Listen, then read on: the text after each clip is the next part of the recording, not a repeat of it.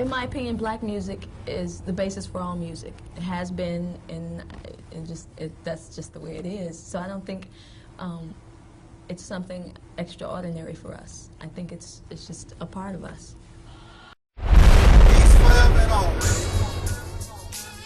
My black people, it's all about the unity. There's nothing they can do with us, so ain't nobody moving me.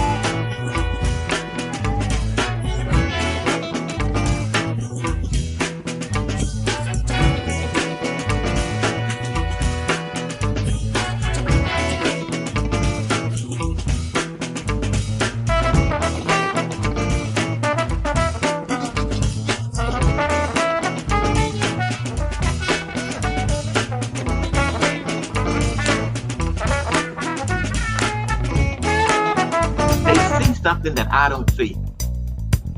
What can you learn from a bum, Omar? Shamsuddin? What I learned from a bum, maybe it's what not to do.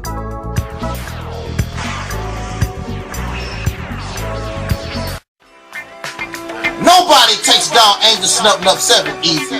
There's a reason why, after 100 channels destroyed, Angelsnupnup7 is still here.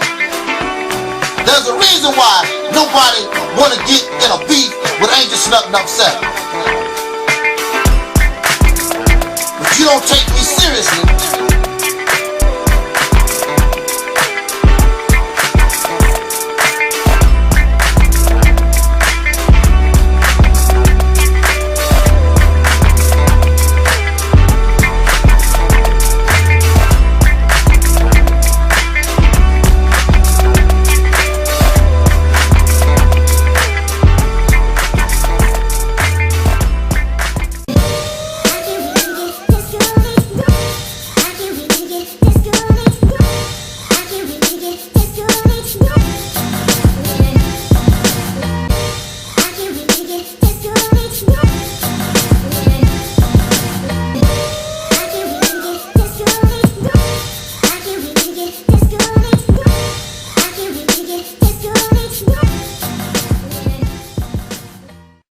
You can't touch this.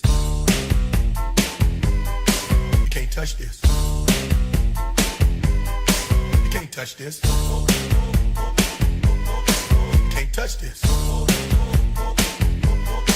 Can't touch this.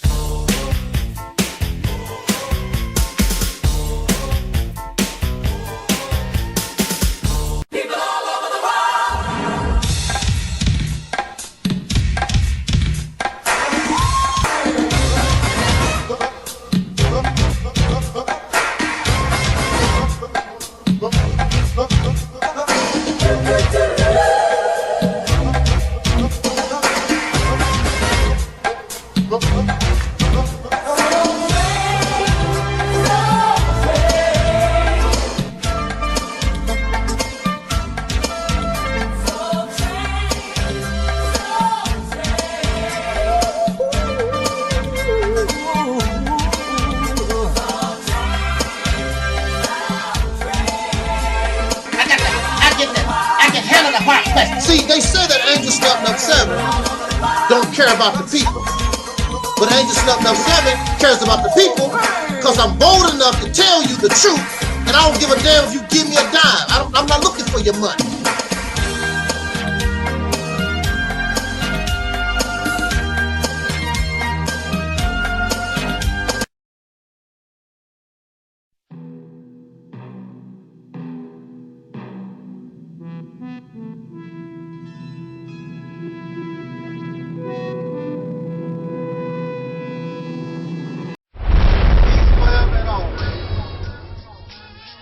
Black people, it's all about the unity. There's nothing they can do with us, so ain't nobody move. We are in a state of emergency. Prejudice. Wrote a song about it? Like to hear it? Here it go. Free your mind. Peace forever and always. My black people, it's all about the unity. There's nothing they can do with us, so ain't nobody moving me. For years, let the heaven of a system embrace you and praise some other guys. All these lies and all this propaganda that you want us to say, we're gonna take out. Freedom.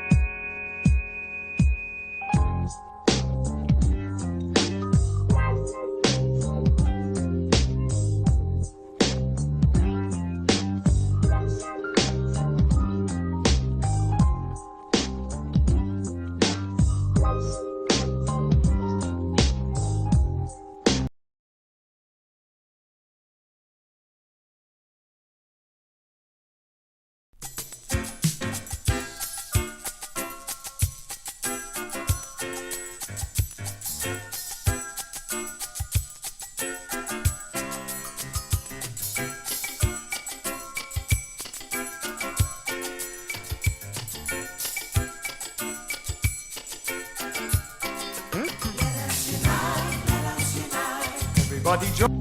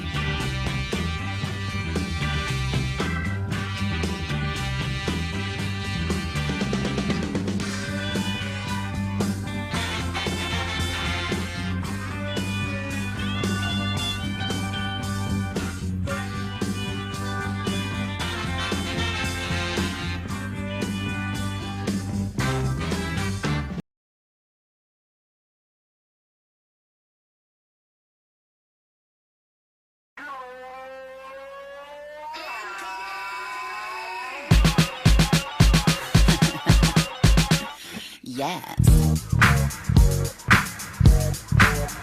I want that. Oh, I need that. Gots to have that. It's...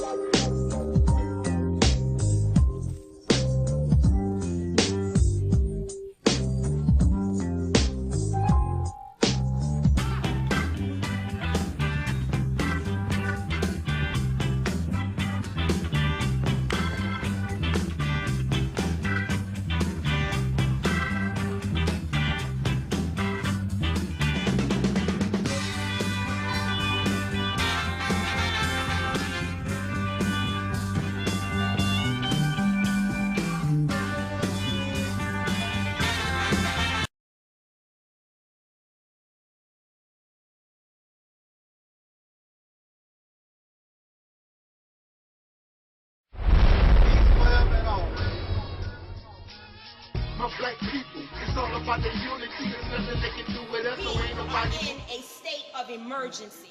Prejudice. Wrote a song about it? Like to hear it? Here it go. Free your mind.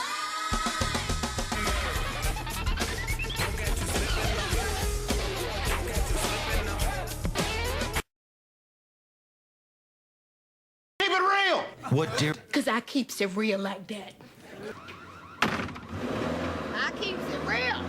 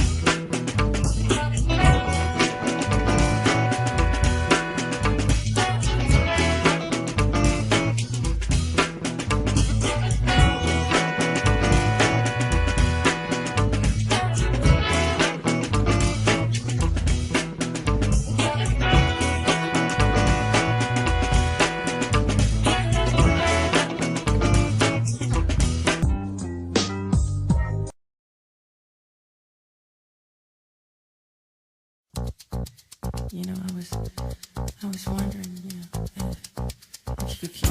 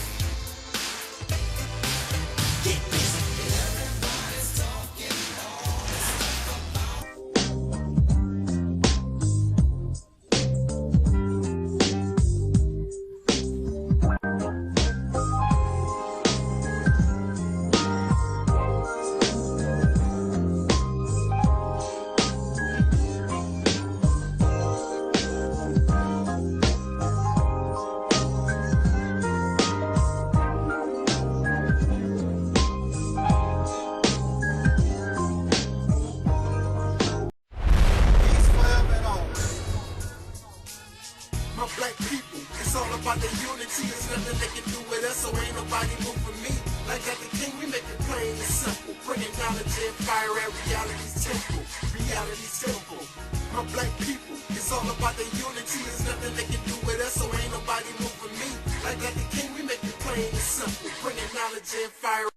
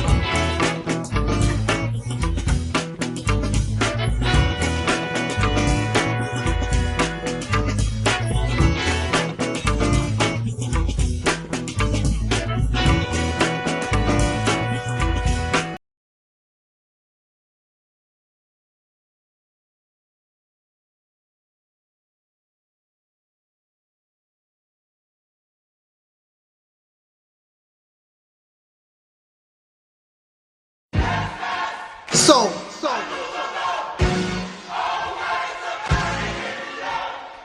I'm not your enemy. I wanna talk to I know who the enemy is. I wanna talk You wasting your time making mockery of me. Oh, I'm crazy. My brain is damaged. My EnVogue poster. I'm miserable in my life. All this nonsense that you talk about. And you a slave, just like me, in a racist nation. I believe that with you by my side, together we can touch the skies.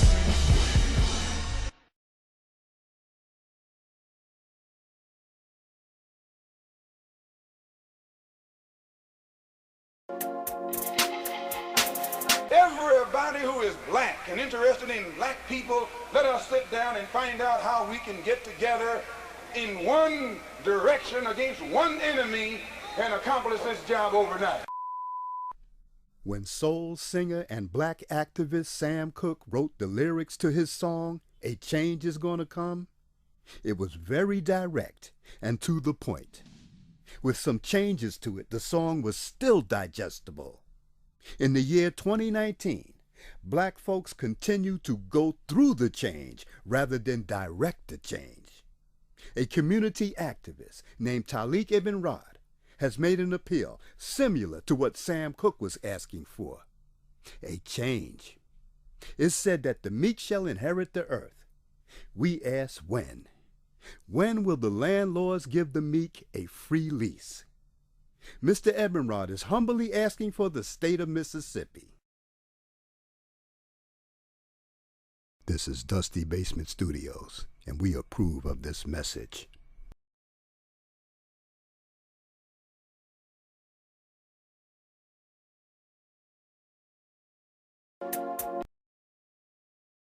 The Mississippi campaign represents everything that you claim that you want. The beginning of an all-black independent nation. The ability to control your own resources. Your politics. The law. Be able to do your own thing for a chance. Create an economy. Create and produce goods that Africa or anybody on the planet would want. You're fake, you don't want to do nothing. 3 hours talking about the Mississippi campaign.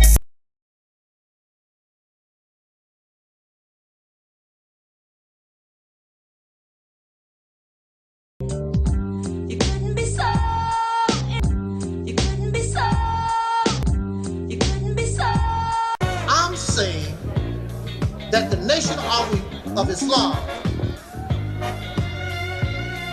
should evolve into what we call the reality's temple on earth. You don't need no Arab hand-me-down religion. You don't even need God. You don't need these things. That's good for us in our infancy, in our immaturity, when we was babies. But as we grow and mature, and even in religion itself, it says that we are the children of God.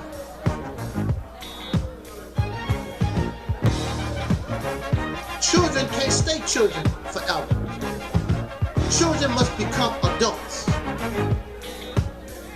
So if we are the children of God, that means we become God.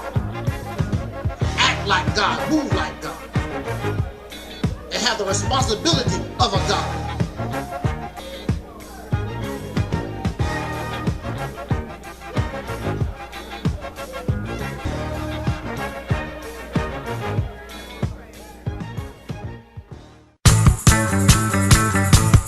This imagination.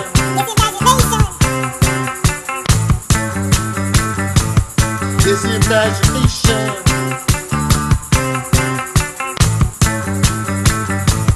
This imagination.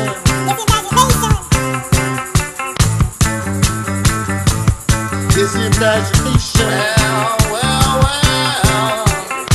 Operation Exodus Mississippi campaign is the most realistic, the best option that we have. And so the troll is jealous because we can stand strong and we can stand firm and we can feel confident that this can work. Well.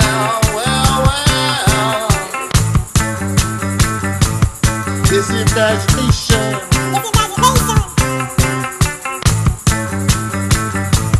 This imagination.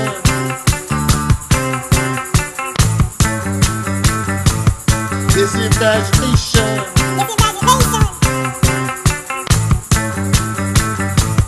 This imagination. Well. This imagination. If you say that I'm divine and I'm a prophet, where the hell did your ass go to? Why aren't you heeding the call? Why aren't you helping me get this message across? Since I'm a prophet, since I'm divine. Some people, excuse the language, some people just like talking out their ass.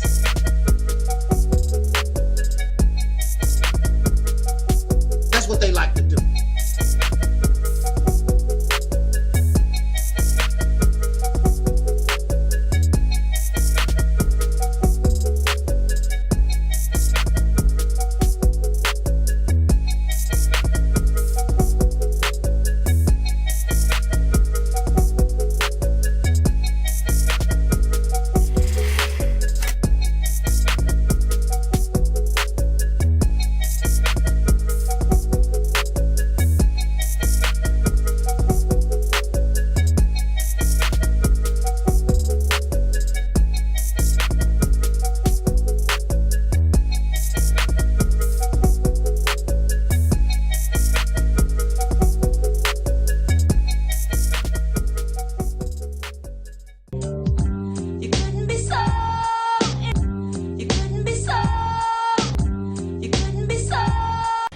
This video is for the Reality Temple on Earth. Shout out to the Reality Temple on Earth on IG. We and love YouTube. watching it. Yeah, we really do. We send love, peace, and soul. Brother. Yeah. Good evening, soul brothers and sisters. This is Tangi Cox, the Black Sheep. And I am propositioning you to entertain just a little while of being in reality. And this is gonna hurt soul sisters and brothers because a lot of us cannot accept reality. I empower you to, for 1 year, to subscribe to the reality temple on earth. And at the end of 12 months, draw your conclusion of what have you learned in that amount of time. I empower you. You will never, ever, ever think, feel, or entertain nonsense ever again, period. I would like to see my soul sisters and brothers awaken. This requires time. You need to spend about a year watching, researching, and looking. The reality temple on earth is life-changing, and I stand on that.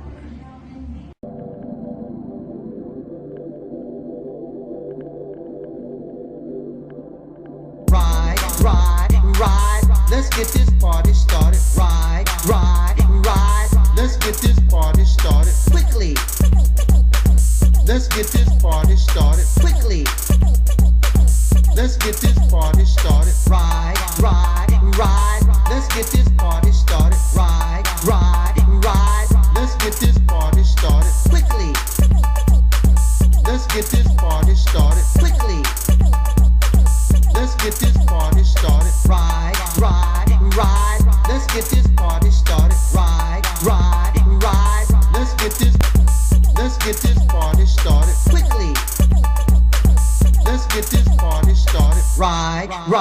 Ride, let's get this party started. Ride, let's get this party started quickly.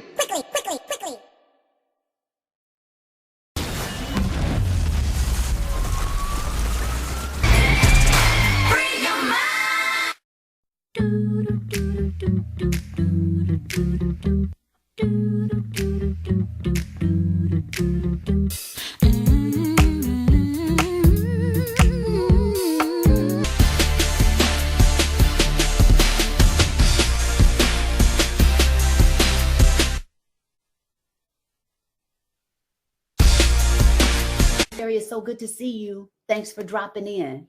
When you get a chance, look up Soul Liberation Day, December 7th. Oh, that's right around the corner. The transformation. Bless up. Bless up. Thank you for that. Let's see. Taalik says, can you send a shout out to my platform, the Realities Temple on Earth Internet Ministry? Our theme this year is After Purge Comes the Healing. Shout out to your platform, Taalik. All the best to you guys with continuing to stretch in perspective, to stretch in what is possible, and to continue to bring healing into the space of yourself and others. Yes.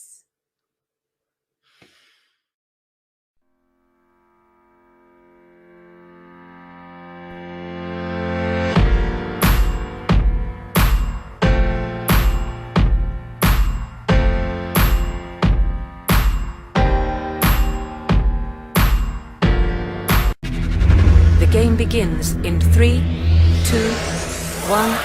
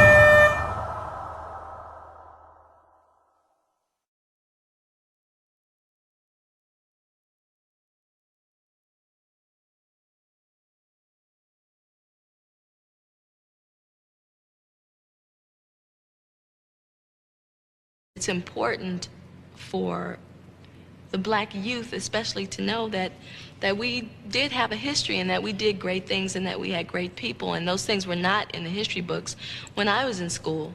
And what I'd like to be doing 5 years from now is attempting to rewrite the history books so that they'll know that.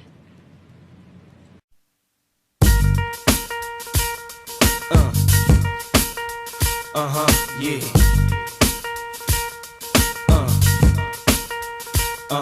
Yeah. It's all about the Benjamins, baby. Yeah. Peace forever and always. My black people, it's all about the unity. There's nothing they can do with us, so ain't nobody moving me.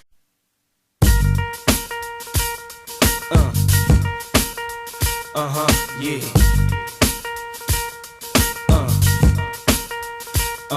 Yeah. It's all about the Benjamins, baby. Yeah. What's going on?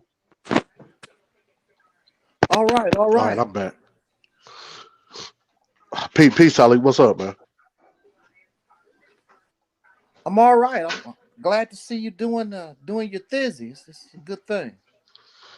Yeah. You know, like I said, man. You know, we try to build something over here. You know, and I'm glad to be a part of it. You know what I mean? Yeah. But I'm glad to have you on here because again, you know, I've said this to you probably for a year now that I wanted to get some presentations and some discussions built off of the positions of OEM and break this thing down point for point so people could really start to understand what OEM is and how it correlates to us from political position.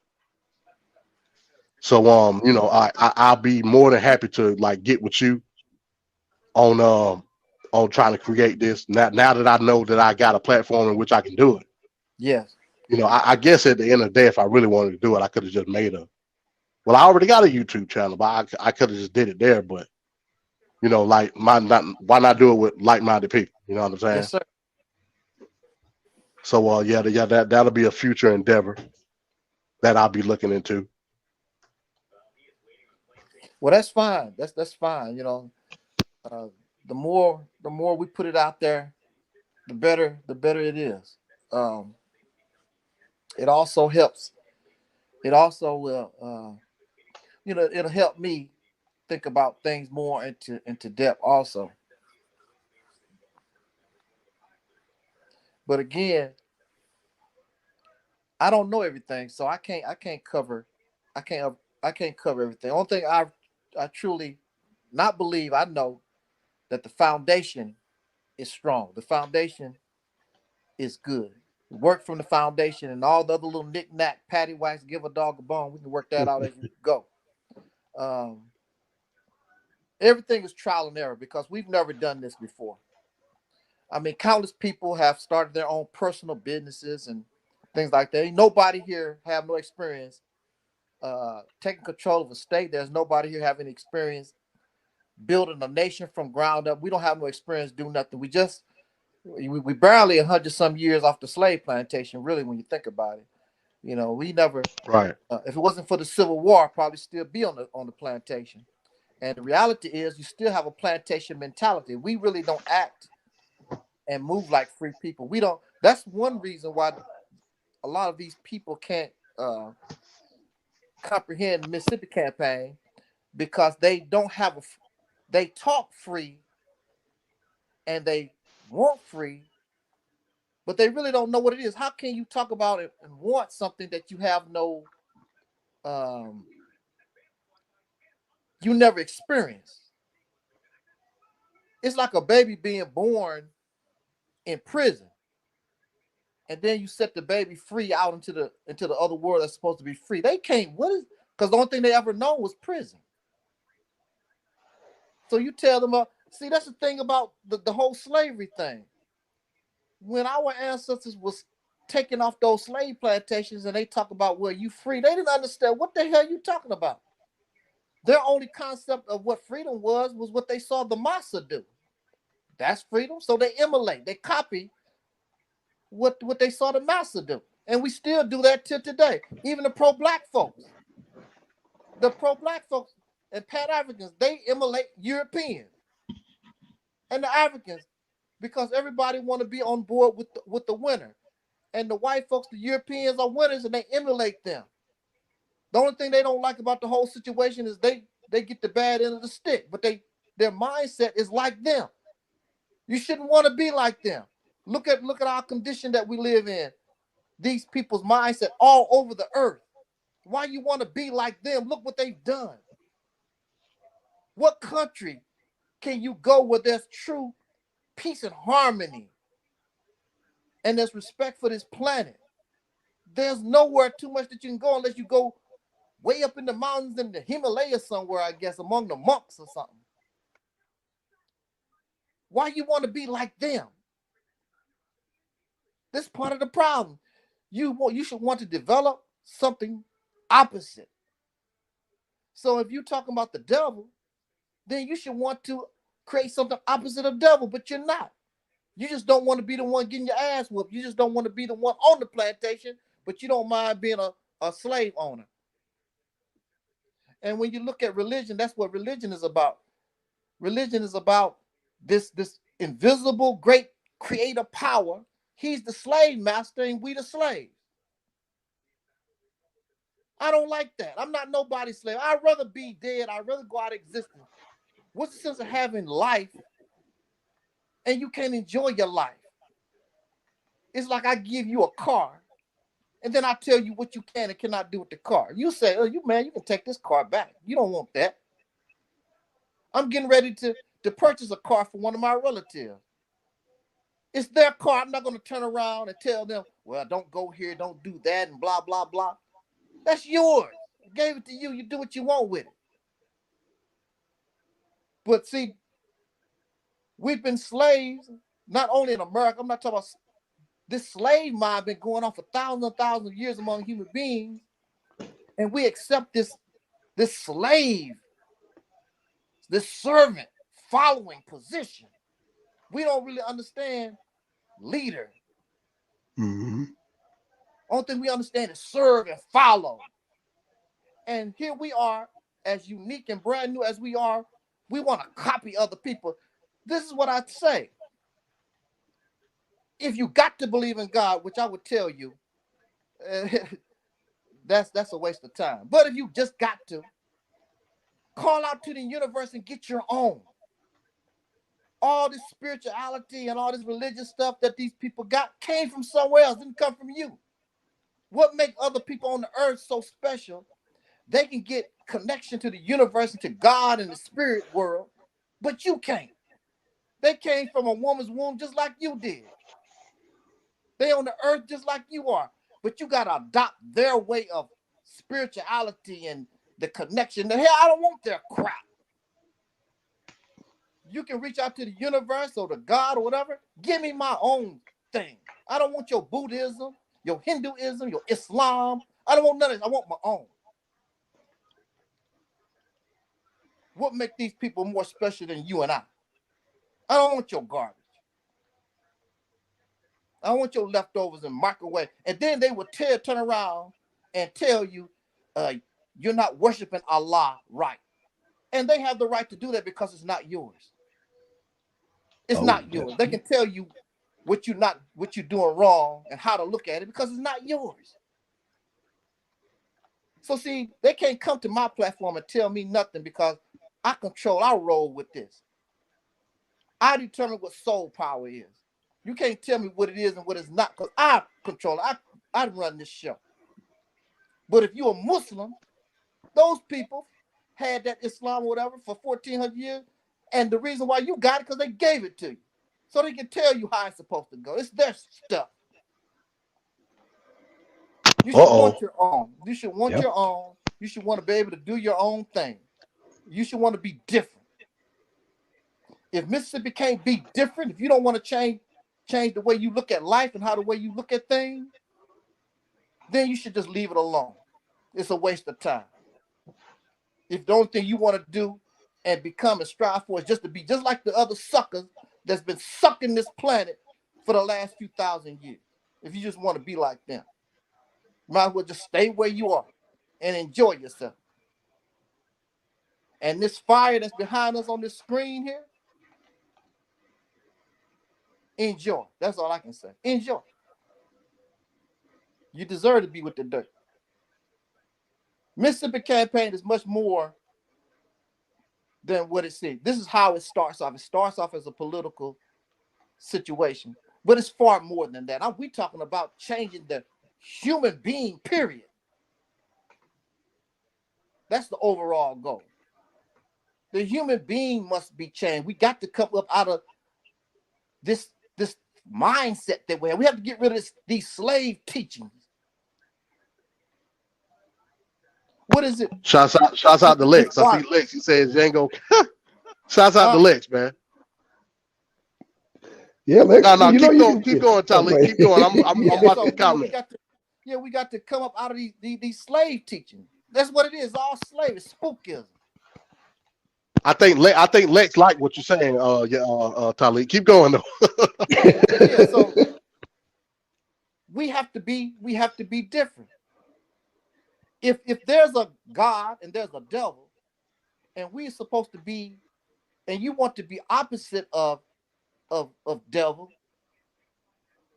then this is the world that you have to build. You can't be like them, because you said that this world here is built upon devil. It's Satan's world.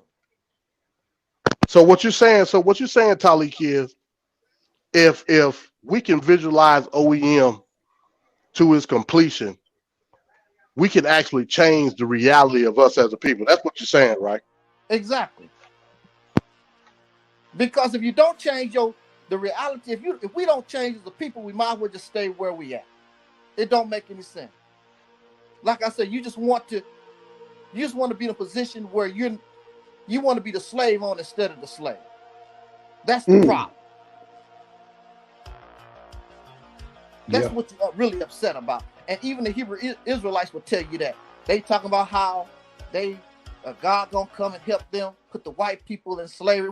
We don't need slaves no more. These people going into robotics. What you need slaves for? Facts. So let me.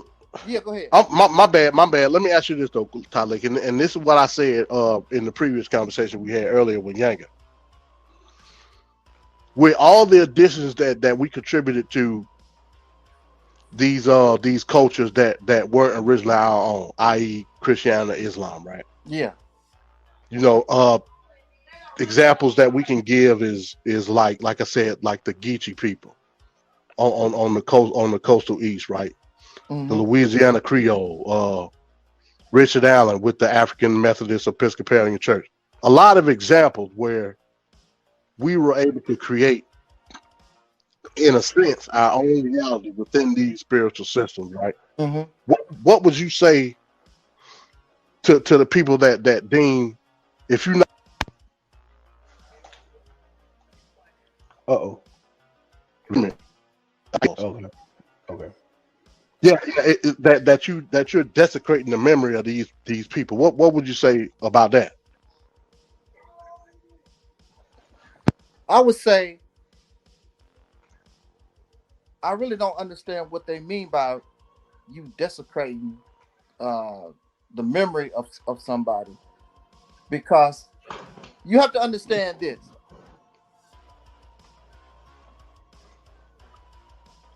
We were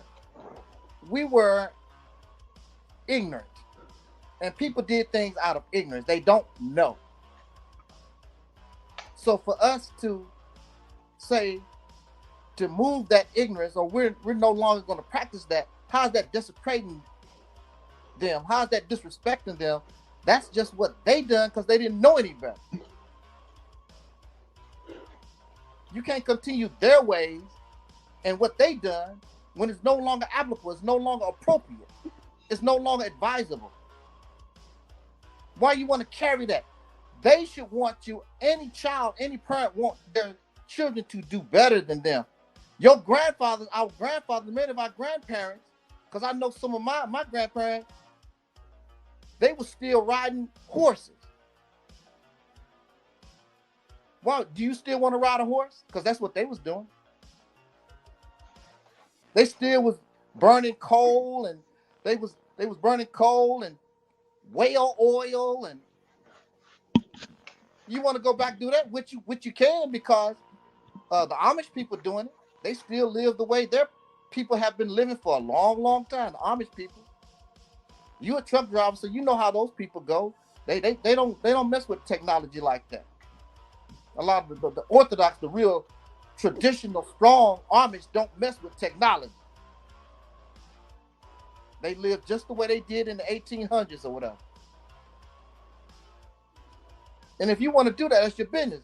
But if we're more technological and we're evolving and we're talking about going into the universe, you gotta just leaving the planet is leaving that behind. Because once you leave the planet, it's a whole different ball game. It's simple as that. You have to leave that behind. There was a time when we didn't even have to learn, we didn't even have to read and write. There was a time you didn't have to worry about reading and writing. You could make it. You didn't have to read and write. You want to go back to that? I know people when I was growing up, they was doing fine. Didn't know how to read and write. It was a brother across the street named Curtis. He was doing just fine. Couldn't read, couldn't write. You want to go back to that? Do it. That's not no disrespect for us to continue to evolve and mature and go forward. That was their time. Do you think your children are going to be doing what we done during our period of time? No, they're going to go greater and further. Life is about evolving, moving forward. But in the Black conscious community, Pan-Africanism, these folks want to do the moonwalk. They want to go backwards. And most time they go backwards to places they never even lived. Don't know nothing about. Oh wow. Wait a minute. Y'all, I think I'm seeing stuff. Is Lex talking about politics? Yeah. What? Oh, yeah. Well, what do you know? Well, goddamn, Lex. Lord, Lex, you need to jump on this panel, man. Look. Oh yeah. I mean, we really don't have too much of a choice. You have to look at the people that we are talking to. The people that you're talking to, the majority of them really aren't interested in nothing. They don't care nothing about pro-blackness. They don't care about all this Pan-African. They do not care about this stuff. They don't care nothing really about politics. But at least, because politics has nothing to do with your personal religious view or ideology or whatever, you could probably draw more and get more people interested in a political movement, more so something that doesn't have a religious influence. Because when religious is very divisionary. It destroys families, it destroys relationships. You're right. I got to give you pushback on that though, Taalik, because like in our current condition, when it comes to our political viewpoint, a lot of it is based on religion. As a matter of fact, a lot of it is based on the hypocrisy of the religion. Because again, if you were to do a poll, most of us will have conservative viewpoints. Yet we've been the gatekeeper for the Democratic Party for so long, where it doesn't even matter what viewpoints or what policies the Democrats try to put forth. We'll stand on them, and they'll go to the church with it. Exactly. See, this is the thing. I understand that, and really, people are going to take their belief wherever they're going to go. That's just a part of it. They're going to take that belief. You know, if you're Republican, you're going to take whatever belief, whatever. You can be the president. Whatever your religious beliefs, you're going to take that with you. But in government, in this country, is a separation of church and state. So you can't take your Islam or your Christianity to the White House and try to push that off. It's going to get shut down real quick. That's a fact. And that's what we need. We don't need the influence of all these things. And then go ahead and look at these countries that are influenced by religion in their government. They chopping people's heads off and hands off and They crazy as hell. You want to be part of that? Look at the Taliban. The Taliban. Nah, they don't want that. These Negroes love the separation of church and state. They love it because separation of church and states allow them to come up with Islam, with their own version of Islam.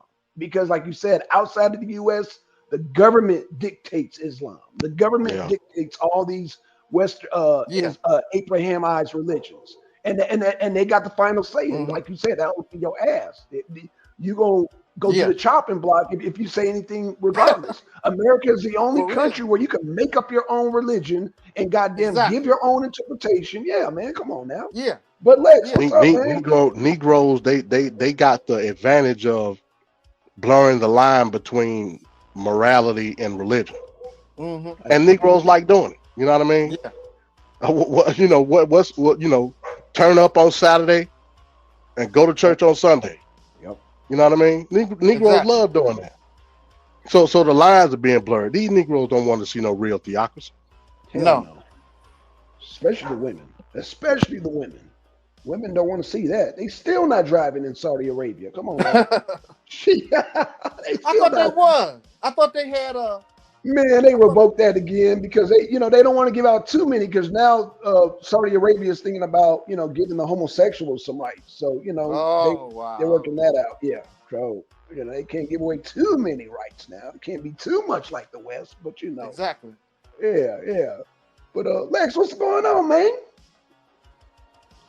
I didn't know you talking. Power to the dark side. Can you hear me? I can hear you just fine, brother. I didn't know you do politics, brother. Man, I talk about politics all the time, man. Why you didn't come to the arena talking politics? I would have we had a good old jolly old good time. It's all political, man. All these things so can I ask you a question? Develop through the political process. So that means I can ask you about what's your take on Russia and Ukraine?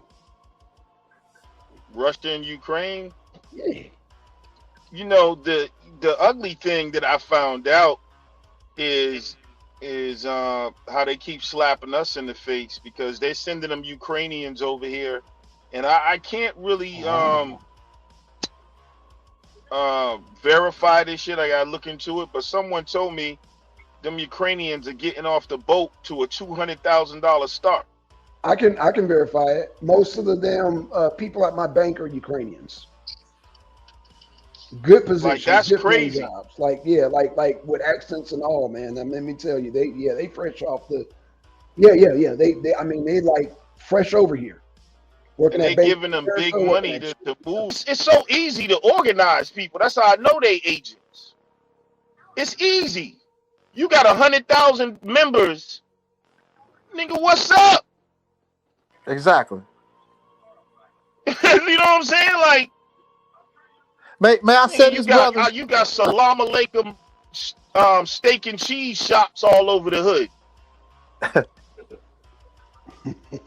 But you ain't got you didn't get buy no land and say, yo, we going to be a sovereign people like Elijah Muhammad told you to. Well, it don't take that much. Go ahead, Taalik. Go ahead. After 40 years, they never made not one attempt to try to separate. I mean, they talked a lot of stuff. And also, they wasn't worth $1 billion. They was worth at the highest maybe 90 million at max. And when Elijah Muhammad died, they was 20-some million dollars in debt. And whatever was left over after the government got all this money, the IRS got all their money.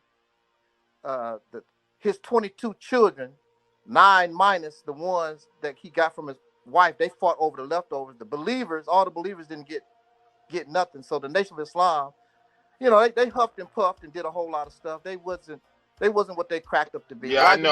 Yeah, I seen you. You kind of an NOI hater, in a way, but I'm not an NOI hater. I'm telling you the truth about that. No, what I'm saying is, they were imperfect. Elijah Muhammad took money from J.L. Hunt and some other extreme races, and even that's politics, though, brother. I hear people bring that up all the time, and I don't understand what kind of argument they make it. extremes meet. Why wouldn't he take that money from them? Because they had the same agenda. The Klan wanted to be separate. The Nation of Islam wanted to be separate. So now we gotta, even though we don't like each other, we got the same goal. That's not what the teachings is. I was in the Nation, been in the Nation, and around those people since I was a little boy. That's not. So what's the point of saying he took money from the Klan? I don't understand why that is. I hear the mindset is to do for yourself without the help of white folks. Period. And here no. And Garvey, you're doing for, so you telling me from those extremists also. So if I'm doing for myself, you telling me if a white man says I'm gonna write you a $20 million check, I'm not doing for myself because I take that money? That's not their mindset. That's not their teaching. Was you in the Nation of Islam? No. Bro, if you read the final call, hold up, brother. If you read the final call, if you was in the Nation of Islam, what does it say on what we want in the final call newspaper? They expected their own land, and they said, actually, the government should supply. I want to ask you, brother, hold on. 20 years. Slow down, brother. What the paper said. No, but you said their mindset. See, this is what I'm talking about, bro.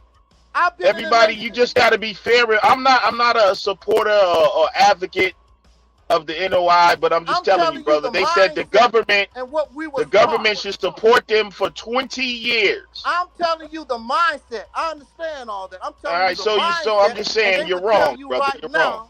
What the mindset is. Elijah Muhammad was one of the. It was probably the baddest black man we done seen. There ain't been a person who matched him from those races.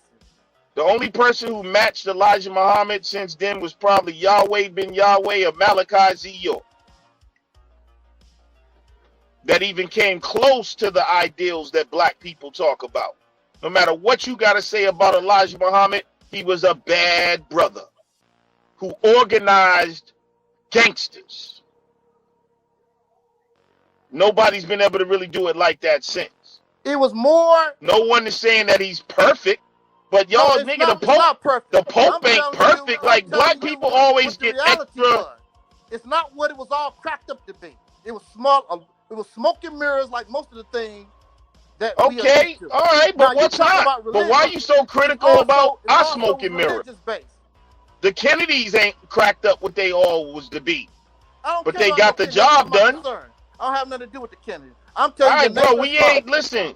If you want to be a Christian, yo, I'm just saying you can't judge everything like that. You got, you know, if some people get the job done. Money from poor people. Though most of those businesses wasn't doing as good as many people thought they was. He was underwater. It was a lot of thievery. Okay, but they had business. So what you want to do? Nothing? What was everybody else doing?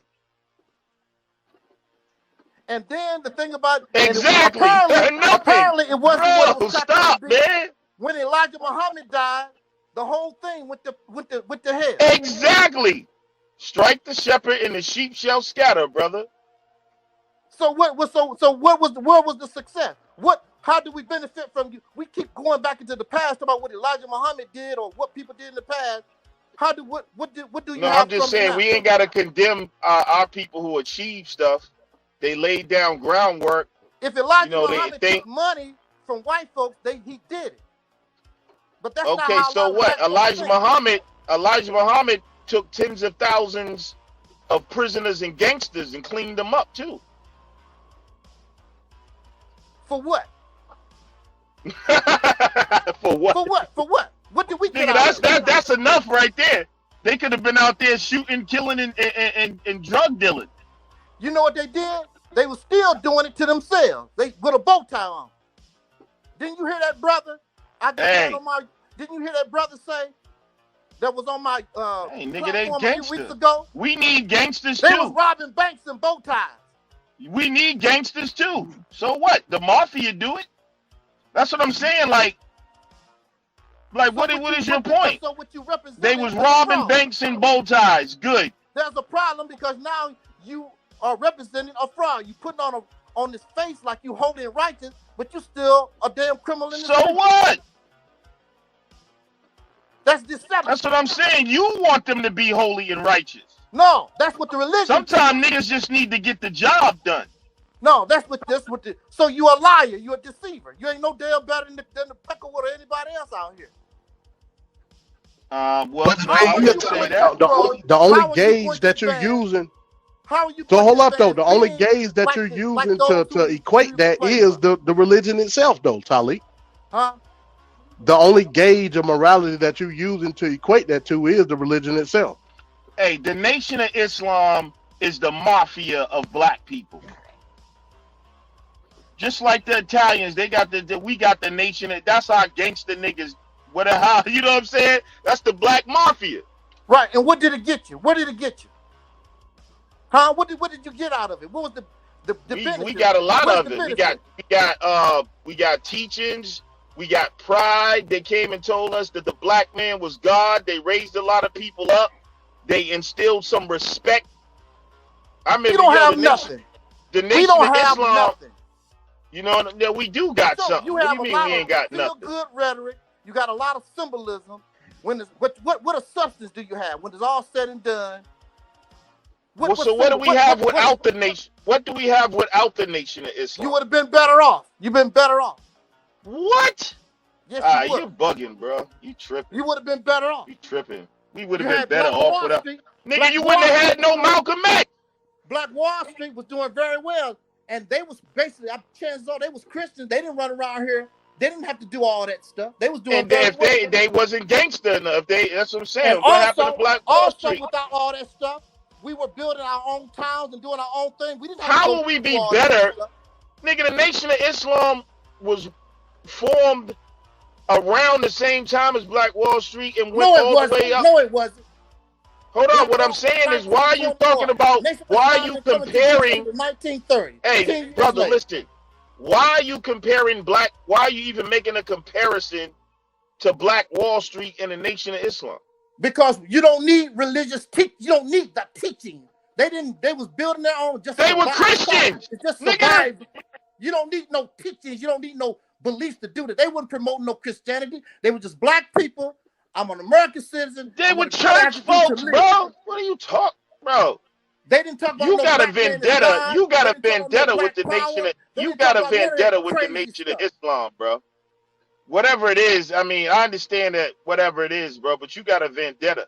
But you are. I don't have no vendetta. But this is the problem. This is the problem with black people. You want to condemn everything we do. Like, was the Klan got shit done for white people? They wasn't righteous, but they got shit done.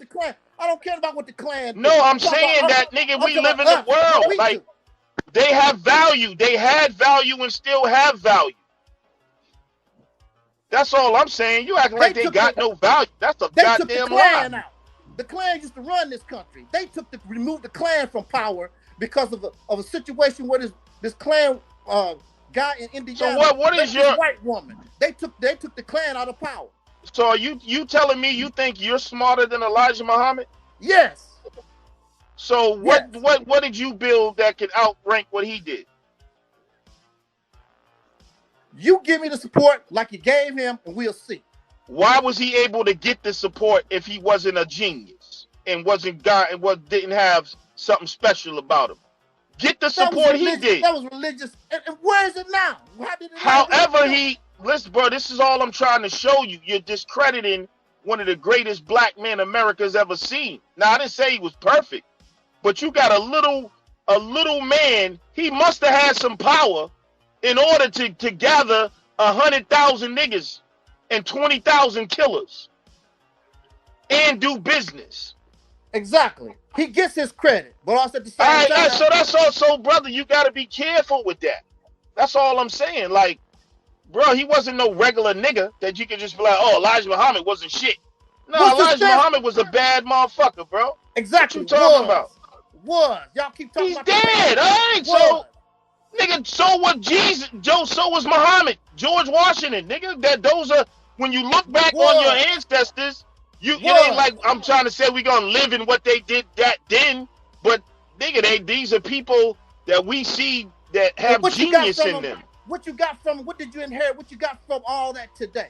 Nigga, what you want? You want Elijah Muhammad to write you a personal check? Yes. Yes, I do. Yo, that nigga crazy. Yes, I do. Yes, I do. Okay. All right. Well, I get you, bro. You a little hostile, but I get you. No, I'm not. I I'm mean, not hostile. I'm not hostile at all. When did the truth become hostile to those who don't like the truth? Nigga, sometimes the truth ain't what it all seems to be. That's what I'm saying. Like, yo, put it like this. Like, in the black community, we condemn drug dealers. In other communities, drug dealers fund their community. The Italian mafia funded their Italian communities. You see what I'm saying? Like, that's all I'm trying to show you, bro. The Kennedys, you know, they why said you keep using them as examples? I don't want to be them. I don't give a damn. It ain't about wanting to be them. I'm talking about the world that you live in and how you make everything work for yourself. You don't have to do that. You don't have to, but it's being done. You see what I'm saying? You ain't got to Because smoke. you see other people do things. If they jump off the cliff to make $1 million, you gonna jump your ass off the cliff? No, bro. I'm talking about the way the world works, bro. It's we just want is to what it change is. You the don't. world. We don't have You ain't got. Yeah, but you don't. But you don't do that just by condemning everything. To all these Bible thumpers, Jesus said, "Be in the world, but not of the world." You don't want to be like them. Nigga, why are you quoting Jesus if you against religion, though? That's what I'm. See, this is what I'm trying to show you. Christianity. Because that's where I was thinking, brother. That's where I think it is. That's where we come from. As much as I'm against the religions, they still have value. That's what all I'm trying to show you. The fact that you can make that quote shows that it has value. There's wisdom in everything. All right. So the Nation of Islam had much value in the black community, brother. Exactly. I saw their good, and we can gravitate toward their good, and I saw where they messed up. So now let's focus on their good and then build on that, bro. Don't condemn them. Because now we sound like coons talking because the Nation of Islam ain't put us in this predicament. No, they didn't.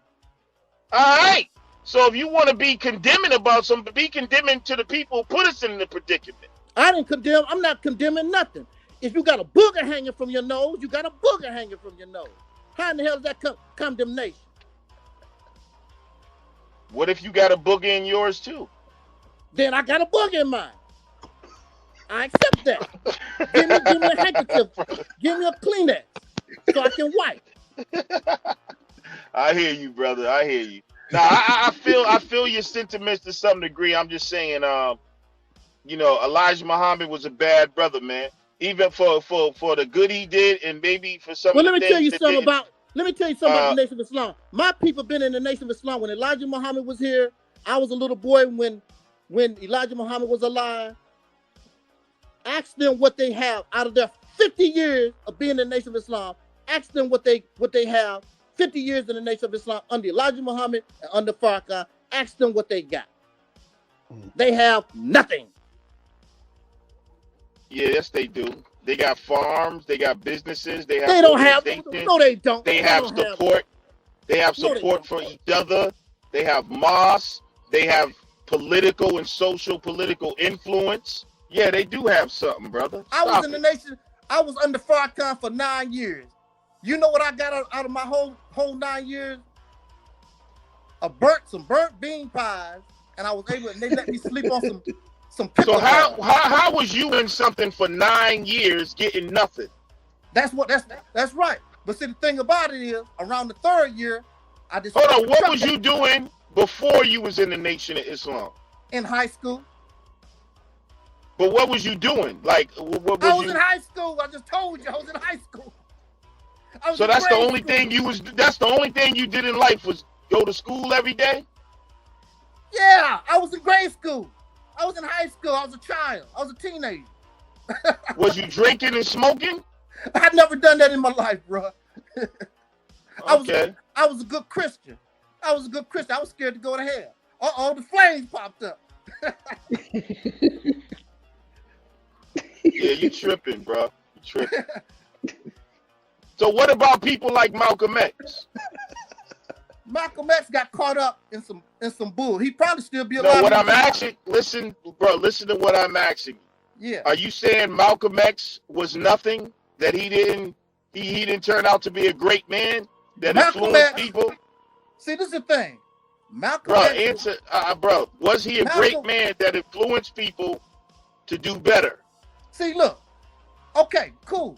Malcolm X. Nah, bro, you ain't answer the question. What was the question, sir?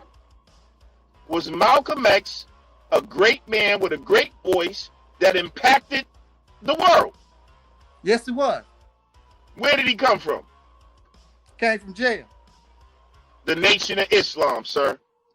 The teachings of Elijah Muhammad created what we know as El-Hajj Malik Shabazz. Exactly. So that's what I'm saying. You would have never had a Malcolm X. You would have never had a Muhammad Ali. You would have never had black people walking around. Who's the first people that came and said and gave us the restored our self-esteem and said you had a great history. You are gods.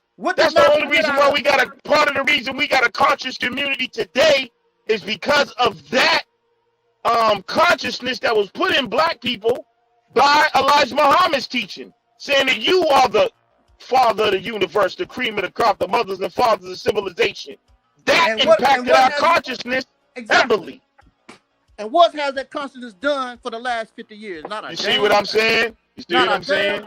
It ain't did nothing. You would have to ask yourself that, though, because it's done a lot for me.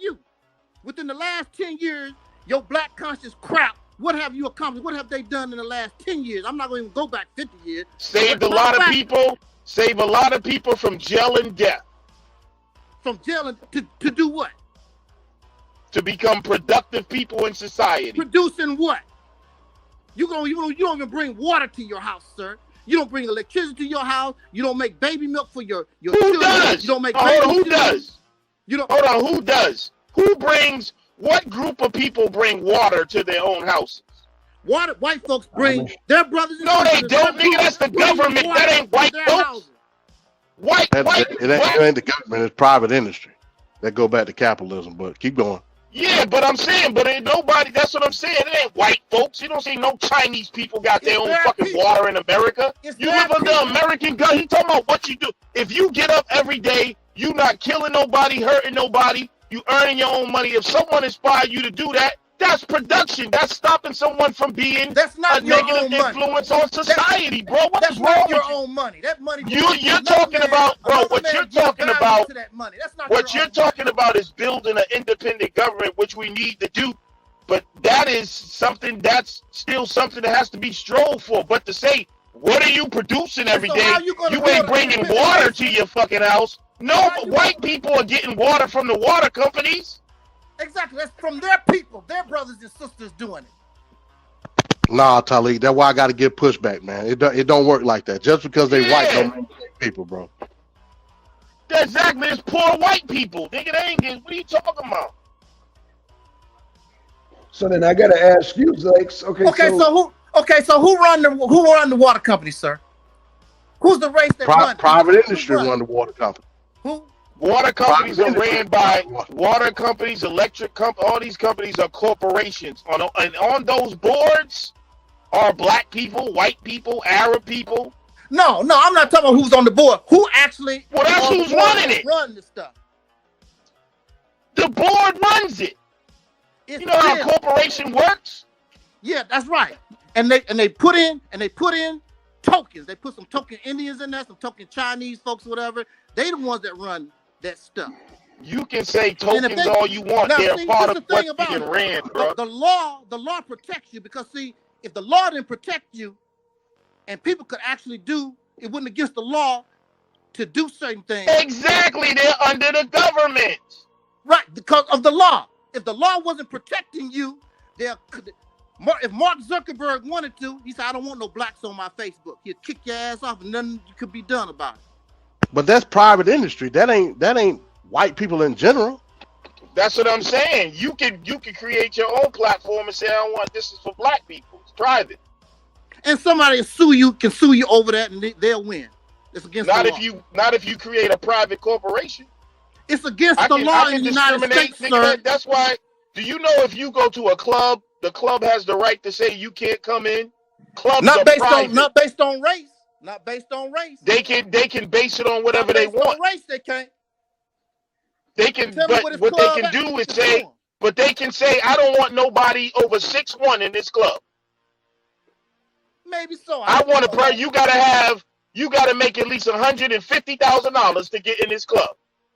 But that's not a race though.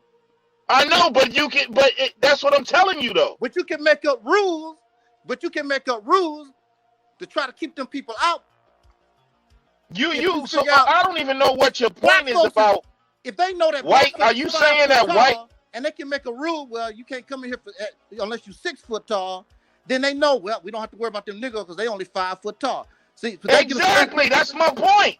Right, that gets around the race. You can do the same thing. But that's right, you can do the same thing, but it can't be race though. You're gonna have to find some other kind of way because.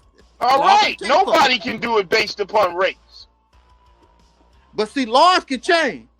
Laws can change, and when laws change, where people can actually do what they want to do, we'll find out who really run the water and electricity. Because I don't sell to black people. I don't sell gas to black people. I don't sell water. We don't. But bro, what is that? What you're talking about is not reality. Everybody under the American government because the law is subject. You. So the law is subject to the American government.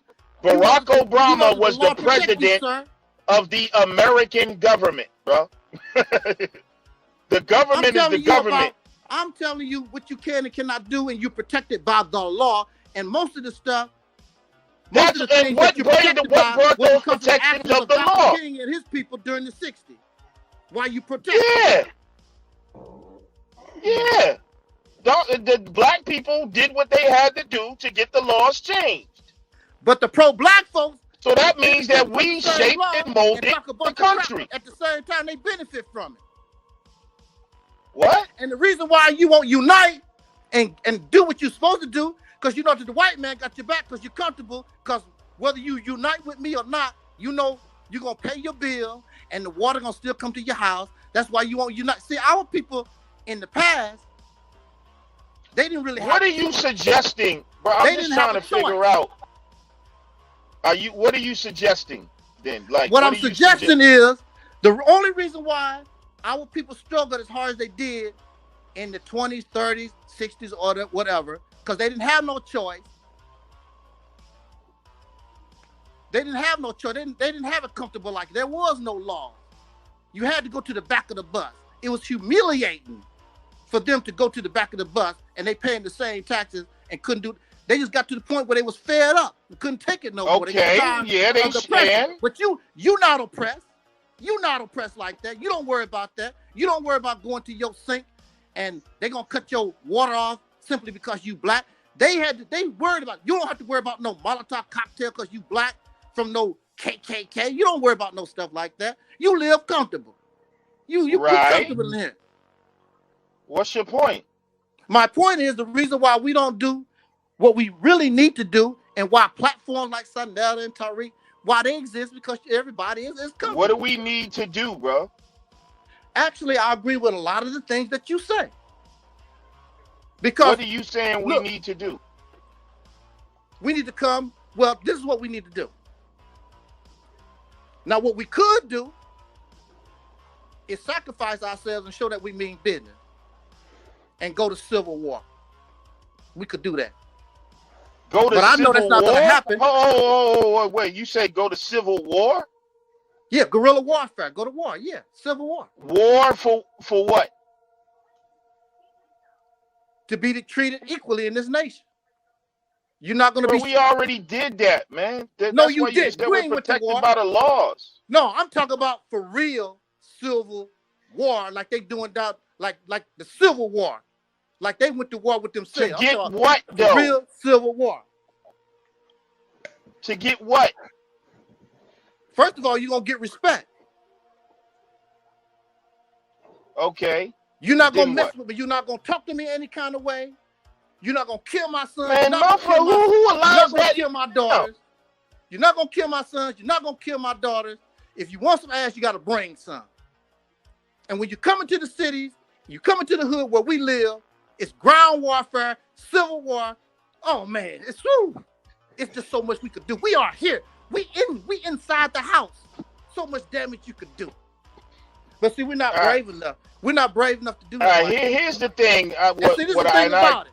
This is the thing about it. This is the thing about it. It's a suicide squad. 200,000 know they're gonna die. But you're gonna get your respect. Just like the Confederates got their respect. They lost the war, so you think. So you think they lost the war. No, it's they about lost. respect. It's about respect. did lose. See, this is the thing about it. You know what? You know how a bully do? A bully beat on you. No, I agree with you with respect. See, because but you know I think.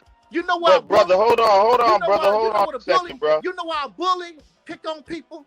Because a bully don't expect. Nobody, yeah, back. But listen, here's the no thing. No damages. And so for the last 400 some years, we've been in this country just getting our ass whooped, and they have suffered little. No, we haven't just been getting our ass whooped. We've been fighting ever since. Bro, we've been fighting.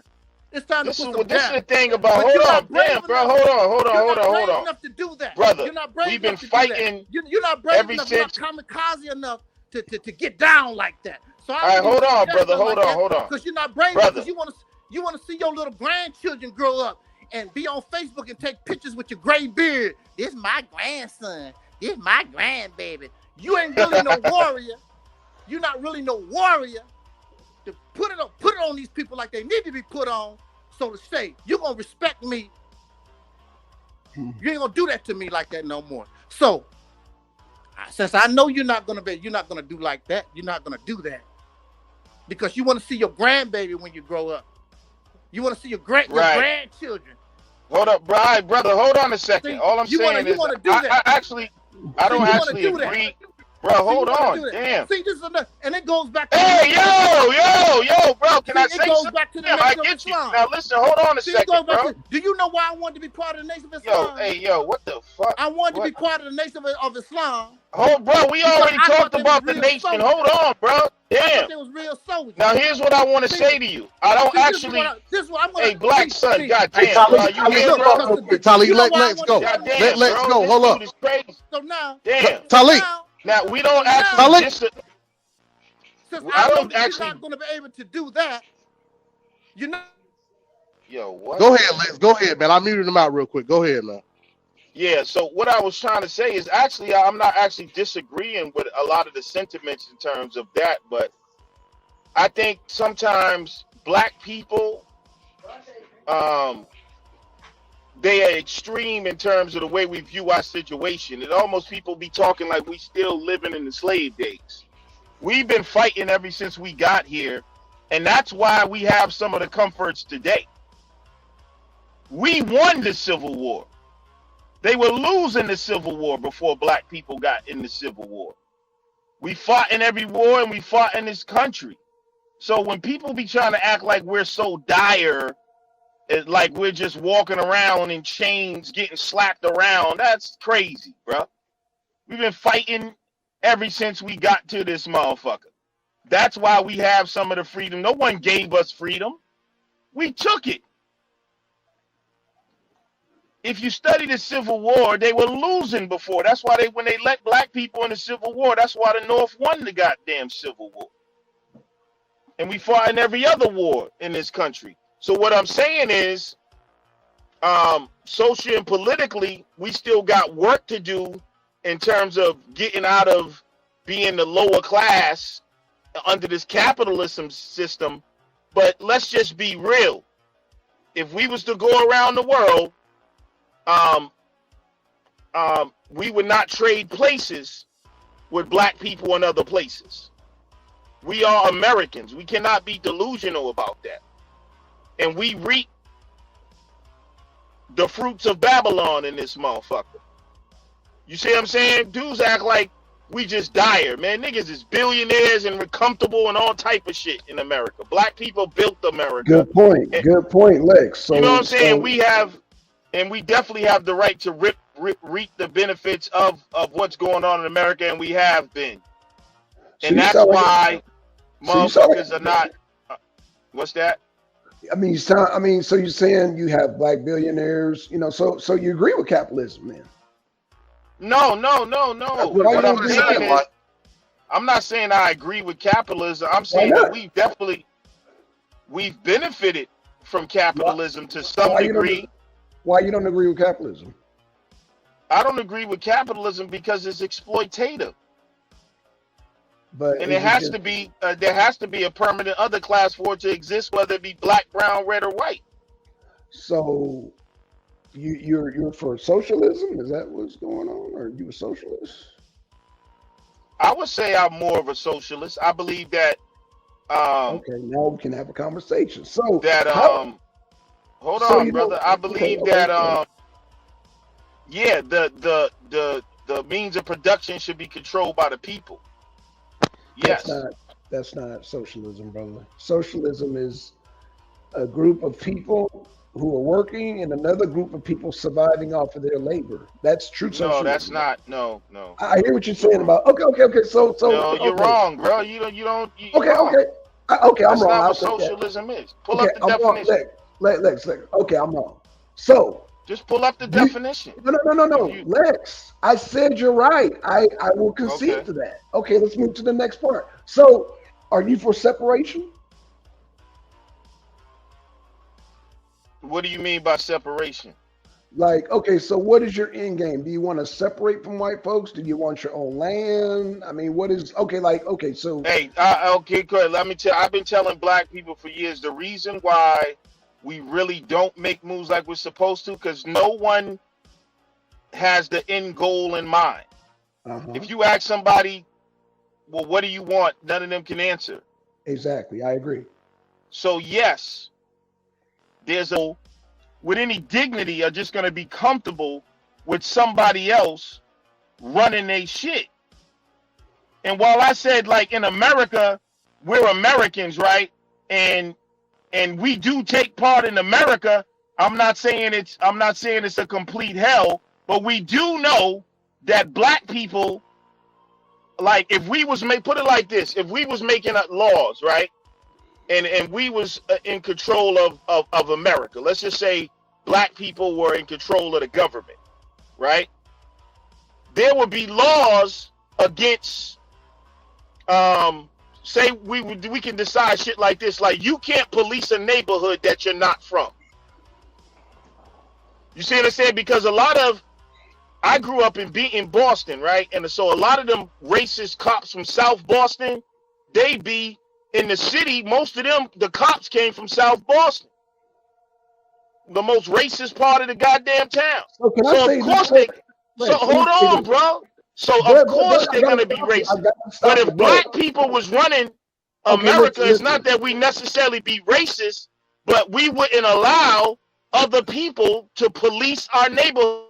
Okay, so number one, you didn't ever define what blackness is. Number two, your interests may not be my interests. My interests may not be your interests. So Exactly. you're being disingenuous. Okay. Well, you're not a part of the black conversation, sir. Hold on. But you still haven't defined what black is. Number one. So please define what black is. Number one. And number two, Lex, we have to be honest about your interest is not my interest. What you just talked about, police in your community, this and that.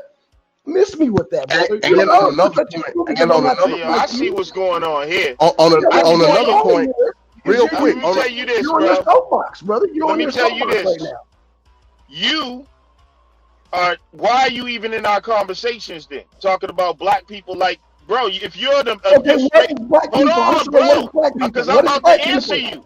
Okay, answer it now. Answer it. Okay, what is black people? Hold on, let me get the question out. This is what I'm saying. Define black people. You're not a part of. Define black people, sir. First, you got to define black. You're not go through the 3-card mind. Hey, real quick on another point, black son. He made an example of changing the law with policing in your own neighborhood. Y'all were black people. I'm sorry. We just saw one of the worst police brutality beatings in America to date. Right. And these weren't folks from Mississippi or South Haven. These were folks from the hood in Memphis. What's that got to do with anything? anything? Beat the living shit out of that man. What's that got to do with anything? Define black that you're people. not going to be able to change the mentality of a people. That's what I'm saying. Right, Us as exactly. black people, How we're did not they- monolithic. how We did just we ain't. get this- We'll never how be did you get- monolithic. How did you get this mentality? I agree. Some of it had to do with By being hold on, governed by hold on. other You gotta people, prove you it. goddamn You gotta prove coons. that. You gotta prove that. It's You gotta prove self-hate. Where? No, you gotta And prove that's an that. sir. isolated That's incident. a Nigga, you gonna speculation. turn one incident into That a black incident? no, bro. get Well, off you the gave an soapbox. example. I just gave another Yeah. example. Right. Come on now. You got to cut that out. To define what blackness is, Lex. Come Hey, on, you got to man, define hey, the blackness so we can move forward.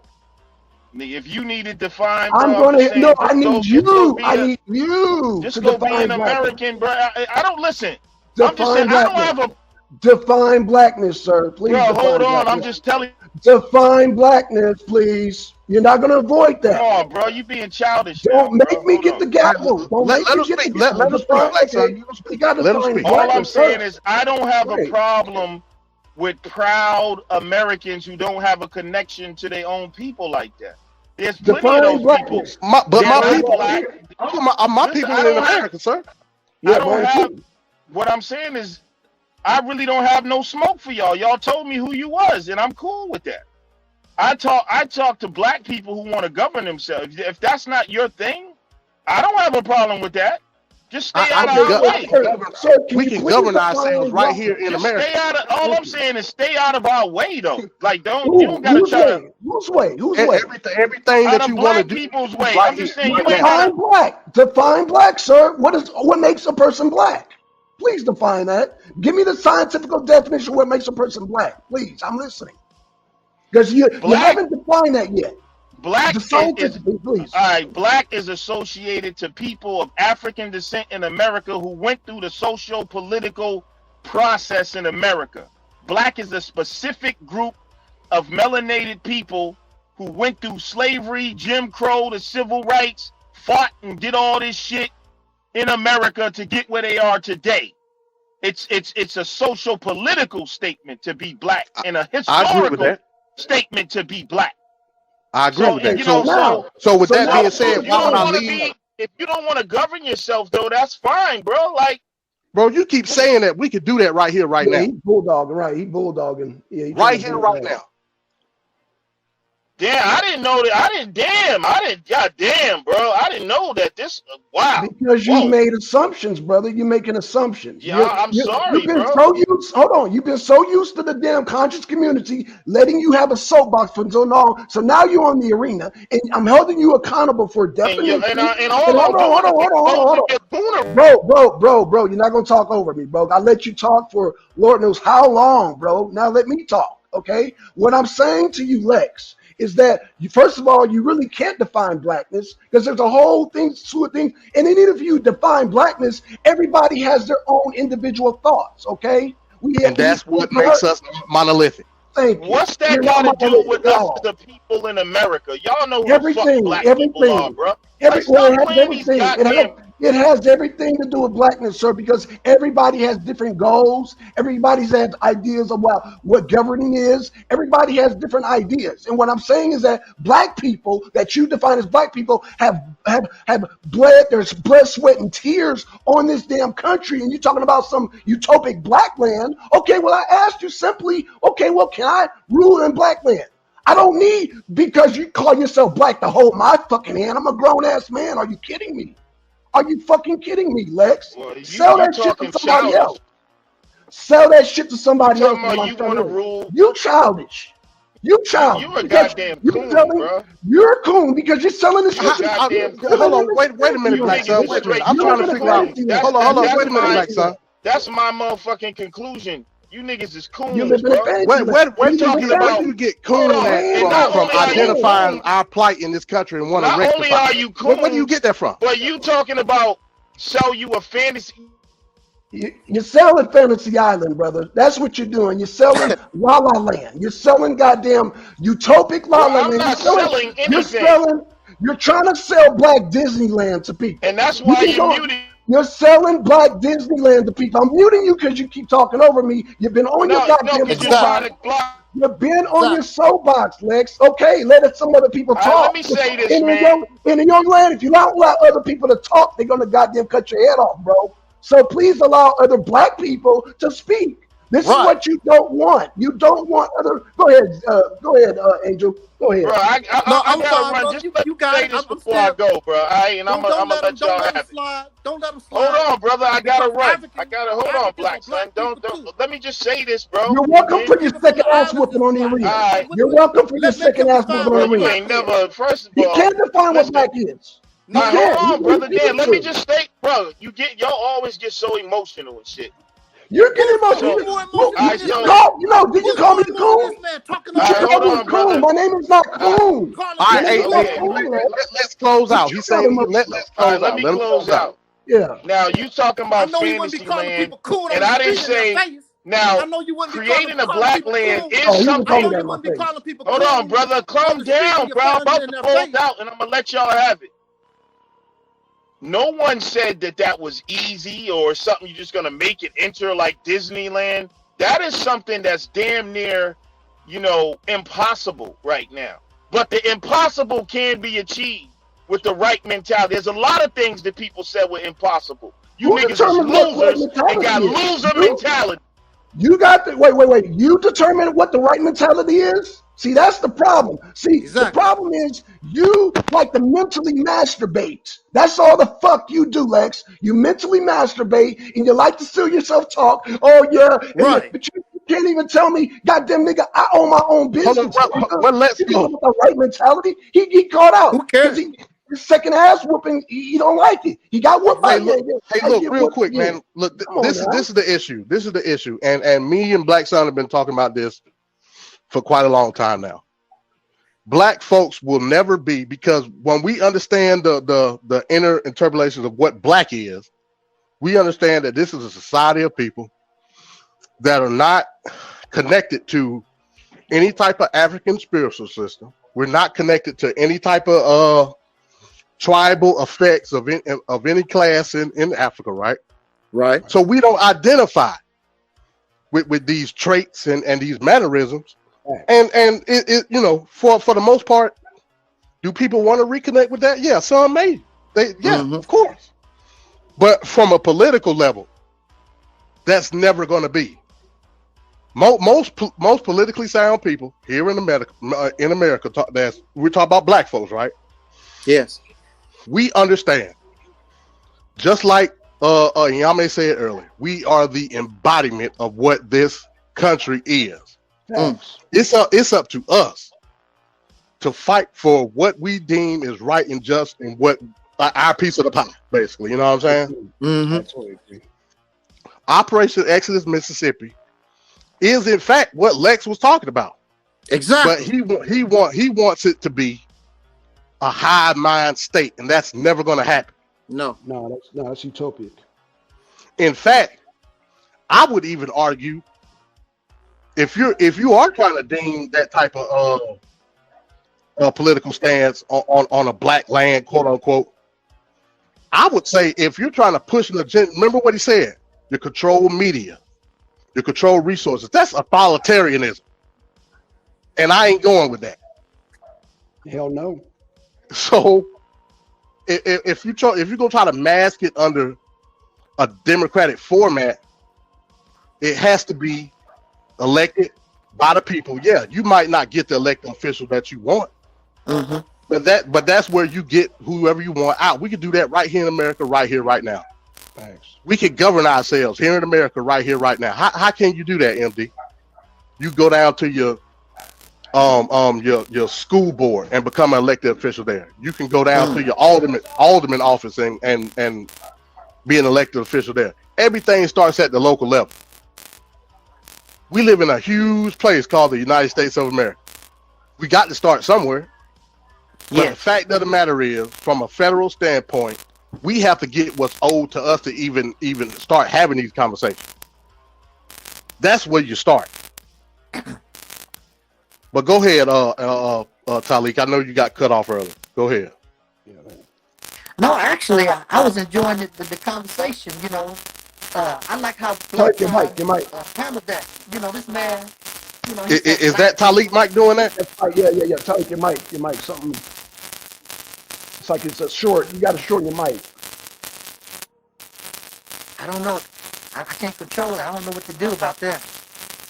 Damn. Still doing Hey, go, leave out of the stage and come right back. Okay. Leave out, come right back. Yeah, it sounds like he got a short. It's probably the pinching the wire, man. I know these mics are so delicate. Maybe hopefully. Nah, yeah. See, like I said, Lex, he can have a good conversation, but when you start throwing that coon word around, yeah, when that's something that I despise, and we know what coons are. Absolutely. Nah, bro, you can't equate what we're talking about to being no coon, bro. Nah, you can't do that. Yeah, at all.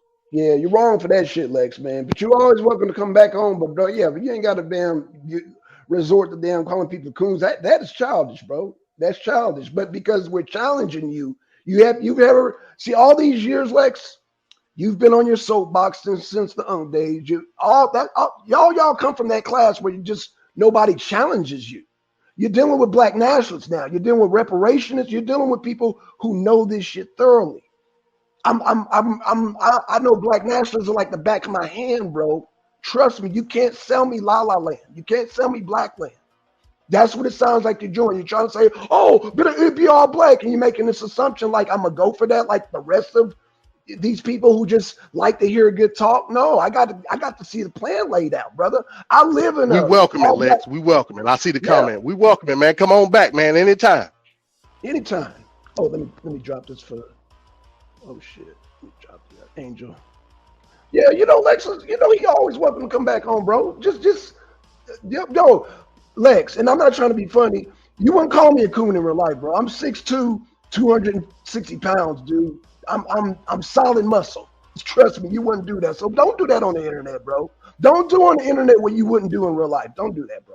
You know what I'm saying? I was just it's disrespect. And I get it.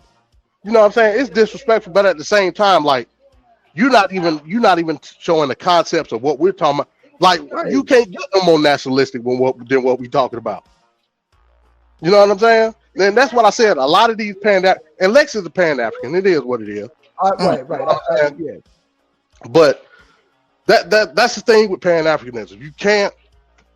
I continue to say it, man. You're putting the cart before the horse, bro. Yes.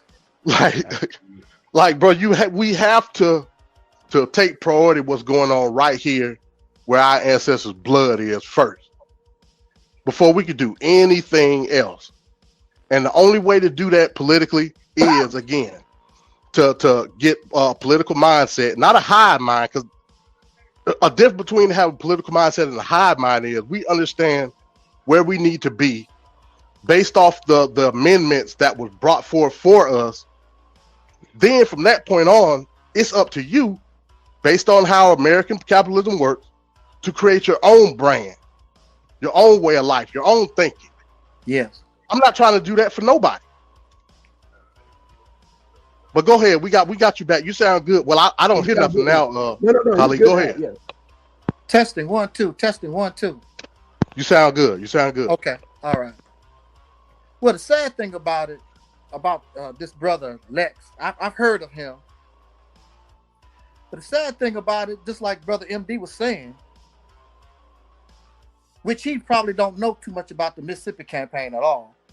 But when he's talking a lot of the things are bringing up the same points that we bring up when we talk about the Mississippi campaign. The same thing. But again, it goes back to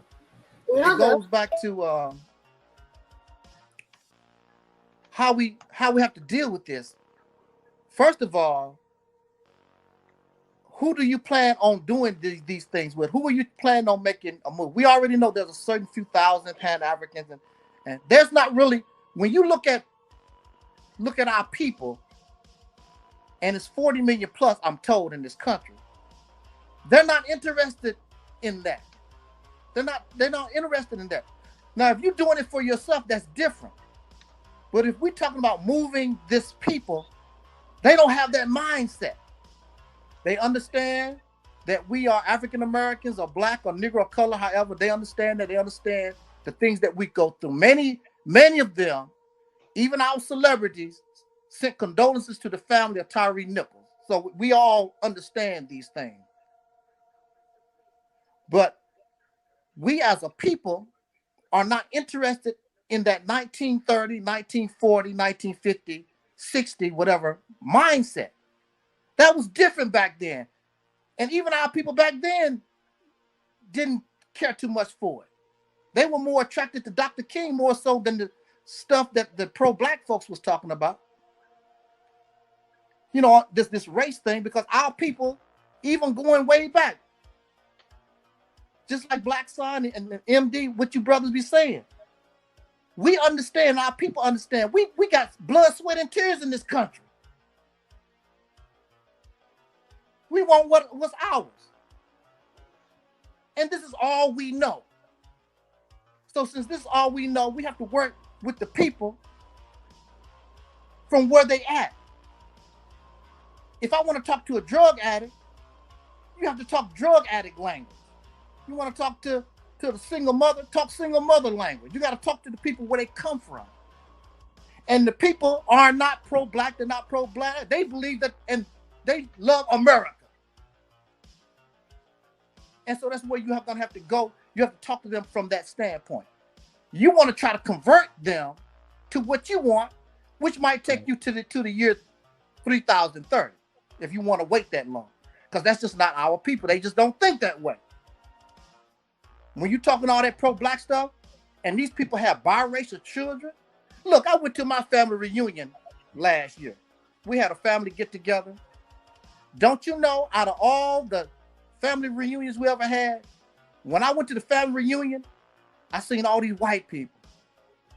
Never happened before. So where they come from? Because the children, the future generations that come after us, they don't think like we do. So here I am.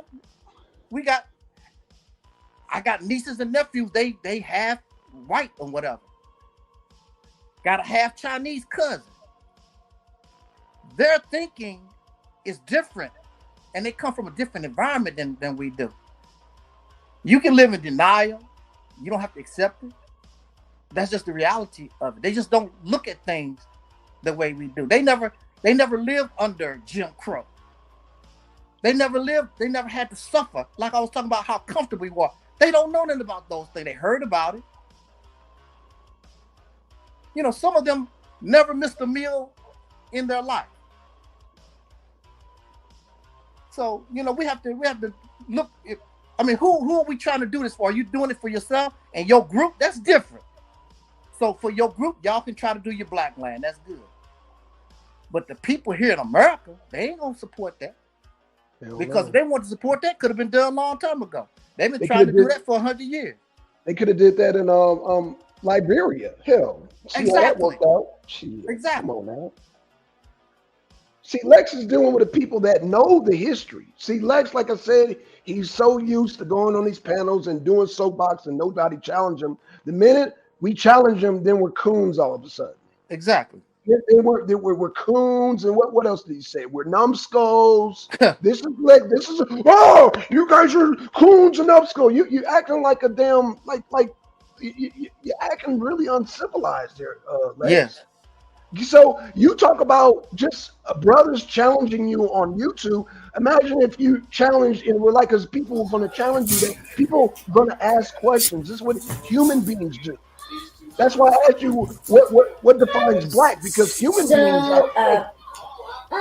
And then you sit up here and talk about oh that's the slave mentality. No, human beings ask questions. Only slaves don't ask questions. Peep that. Do you want your own slave, Lex? Do you? Because every time I kept saying, well, I want to be in charge. Oh, that's narcissistic. Well, who told you that's narcissistic, bro? Now you're contradicting yourself. One end you're saying, govern ourselves. Okay, I want to govern myself. No, you're narcissistic. That doesn't make any sense. That makes no sense, Lex. Oh, but we're coons because we ask questions. Hey, look, he gave all that pushback to Taalik about industry versus like white people controlling it. And as soon as we challenged him with talking about the democracy of the quote unquote black man, he reverted right back to what Taalik said. I'm like, so wait a minute, hold on. So you just said what Taalik just said. Yeah, we do understand that capitalism is based off of private industry. Like nobody's denying that. But when it doesn't equate to you and what you consider your people, now it's white folk. Come on, bro. Yeah, you need to cut that shit out. Hey, Cut that shit out, man. hey, Go hey, ahead. can y'all hear me? Yeah, you sound good, brother. You sound great. Hey, listen, shout out to the panel. I just wanted to give props to MD for running a fire ass panel. I saw that you were live and it said test, and I was in the middle of recording the show, so I jumped on and I see Lex on there. I'm like, God damn, how y'all get Lex on the show? But yeah, man, fire show, man. I wish y'all would have let him stay on though, because y'all was getting in some verbal sparring, man. That's how it's got to be over here. Getting that sparring. Yeah. He said he had to go. You know, he ran, but you know, he it's ran. all good. He always welcome back because I want to continue that discussion. That's So for sure.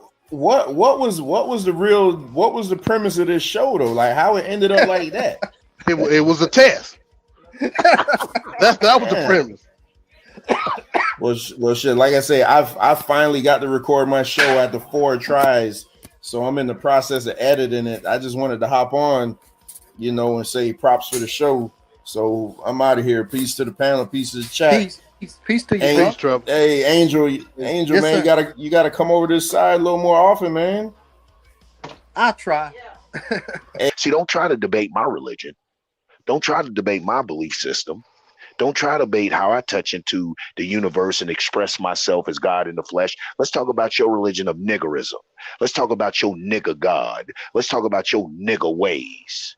Trying to masquerade it as black. And then just like Taz, when I said you a nigger, you, oh, my people niggers, because y'all using nigger and black synonymously. But you a nigger. And you run with niggas. And niggas tell you that shit you saying makes sense. I used to do that when I nigga smoke weed. Deep nigga. Deep nigga, you right, nigga. You know, like what my boy said, the comedian. You right, nigga. Why this called a love seat? You know what I'm saying? If only two, you know, if this is a love seat, because only 2 people can be, what's the couch called a couch? That type of shit. You think you get niggas will have you think you getting deep. And you're not. And when you run across black men and black women, they will listen to you for a minute and sit and shake their head and they'll be like, nigga, that's crazy. That is absolutely crazy. You know what I'm saying? And so what happens with the arena, we bashing nigga shit. And we've been so accustomed to hearing nigga shit when black men and women come on here espousing success and prosperity and advancement, you call it cooning because you think niggas supposed to be at the bottom. We talk about living in neighborhoods and community programs and like Son talks about, because black people are communal. We want to keep our communities up. We want them clean. We want them respectful. Niggas are individuals, and they come through, think they can play their music, think they can throw trash. They don't care about the community. That's a nigga. So when you come across black people who care about their shit that you erroneously label as Uncle Toms and coons because we want a better life, you try to, you get upset because we say, no, we're not the coons. You actually are. You actually are being a stereotypical motherfucker for these crackers. You're colonizing your thinking. Your speech is empty rhetoric. It isn't advantageous or beneficial for black people. It's just divisive. You don't come after crackers as hard as you come after niggas. You know what I'm saying? So you really are black people. You really are a nigga. That's what niggas do. So I'm used to it. Where I have to draw the line and point it out at is now you're getting in the lane of spiritualism and black progression by trying to masquerade your niggerism as something actual factual and advantageous for us as a people. And the only thing that is some barbershop talk. It's nigga talk. It's barbershop talk. It's good rap. It's good entertainment. But it's nothing you can build shit on. I'm glad you got the little numbers you did. I'm glad you was able to formulate Dark Side and get the few people you did to support that bullshit. And I would be concerned too when you have such strong soldiers listening to very real solutions and ideas for the advancement and quality life of black people. I'd be concerned too if I built my whole thing on some nigga shit. Empty rhetoric and sensationalism. I'd be frantic if a Yanga and a Black Sun came along to expose me. Hell yeah. I'd be shooting shots too. You anti-African, Yanga. Even though they call you Yanga Nkrumah, I don't know what's more African than, and they call you Lex Vortex. Nigga, I was waiting for you to jump out with capes and a type. Dun, dun, dun, I am Lex Vortex. Even though you got a superhero name like a motherfucker, but I'm anti-African. You know what I'm saying? I mean, and that was because my name is in Yanga. Everybody, like, Icky knows my government, Ben. Yep. Everybody knows how I was, you know what I'm saying? That's Dr. Icky. Everybody knows how I was raised by my father. So people that know I was raised by my father call me Ibn or either Ibrahim. So these are reflections. Why did I take Yanga? Because I didn't want that. I didn't want the Hebrew name of Benjamin.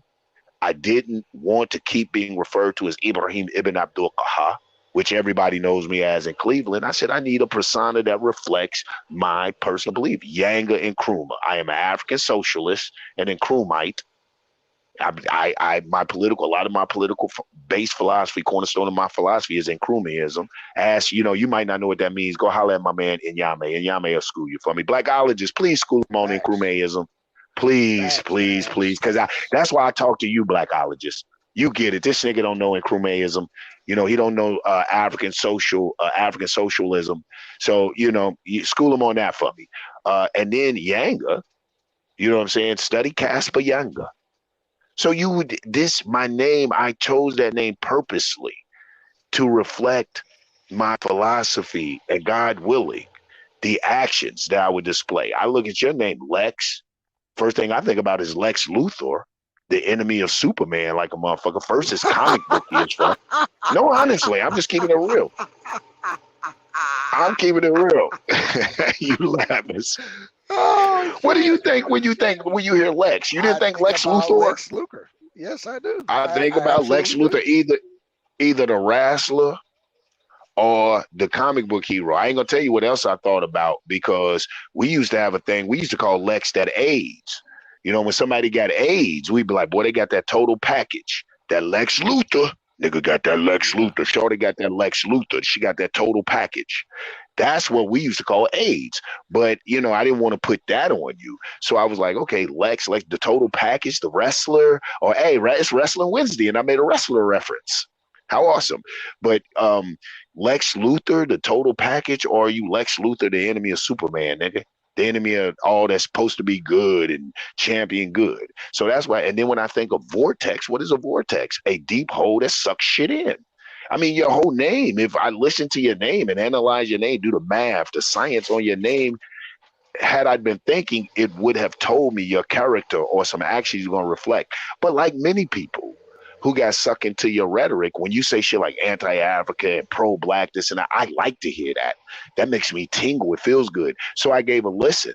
Unfortunately for you, brother, I'm a true black nationalist and a true spiritualist. And I realized, oh, this nigga ain't talking shit. But it's good entertainment. And there's so few channels pushing and promoting blackism, even if it's a radical, militant, weirdo blackism. There's so few channels pushing that. I didn't want to come against it. But now, man, we got to stop the dark side because y'all leaders out of control. DMT, get y'all boy. Man, get that nigga, man. Why y'all letting him run rampant like that, man? Y'all like him? If you like him, get him. You know what I'm saying? If you like the nigga, get him, or we going to keep busting his head every opportunity we get. Stop that nigga from speaking and spewing empty rhetoric. You know what I'm saying? Unless they just want to secretly, unless they just want to secretly watch him get beat up. I mean, you know. But what you say? I'm sorry. Quite possibly. Quite Snupnup. I see Snupnup. I seen your little thing a little earlier, and I understand your hatred of Islam, this and that. Aleeyah Muhammad just drug your ass, so I know you don't want to hear nothing Muhammad in it. You don't want to see a Muslim. You probably, when you divorced her, you probably went and got the fattest pork chop you could find. I dig it. You went to show her that, you know, yo, fuck that Islam. Like you said, she told you ain't practicing your Islam right. I'm gonna tell you, brother, if you got into Islam for some ass, you got out of it what you deserve. Like Aleeyah Muhammad told Aleeyah Muhammad. You say you a Muslim or sister? The Quran says marry Muslim, you married a nigga that wasn't Muslim. You got what you deserved. He gonna give you some nigga shit. Snupnup. You wasn't a Muslim, but you wanted some Muslim ass? And you pretended to be a Muslim? Yeah, she told you wasn't doing it right. You probably wasn't, bro. You shouldn't have married for the ass. If you didn't believe in, you should have told her, I would marry you, but I don't believe in your funky, phony ass God or fake ass Elijah Muhammad. You should have been honest, bro. You got what you deserve. I no longer feel bad for your ass. After I heard you up there, it's a slave religion. Nigga, you a slave. You still a slave. Yeah, I'm eating at you. You still a slave, mighty one. You still a slave. Show me one of your ideas that's not going to enslave us. You want everybody to give up their personal belief and believe in you and move into Mississippi. You the new black Moses, mass exodus. You even, for you to hate Christianity and Islam so much, don't you call your shit the Exodus movement? Well, if you hate Abrahamic faiths and Christianity so much, stay out of the goddamn Bible. Yo, kill me. Stay out of the damn Bible then, brother. The Christianity enslaved, but we're the Exodus. Man, come on, man. Come on, man. I tried to spare you, brother, because I like you.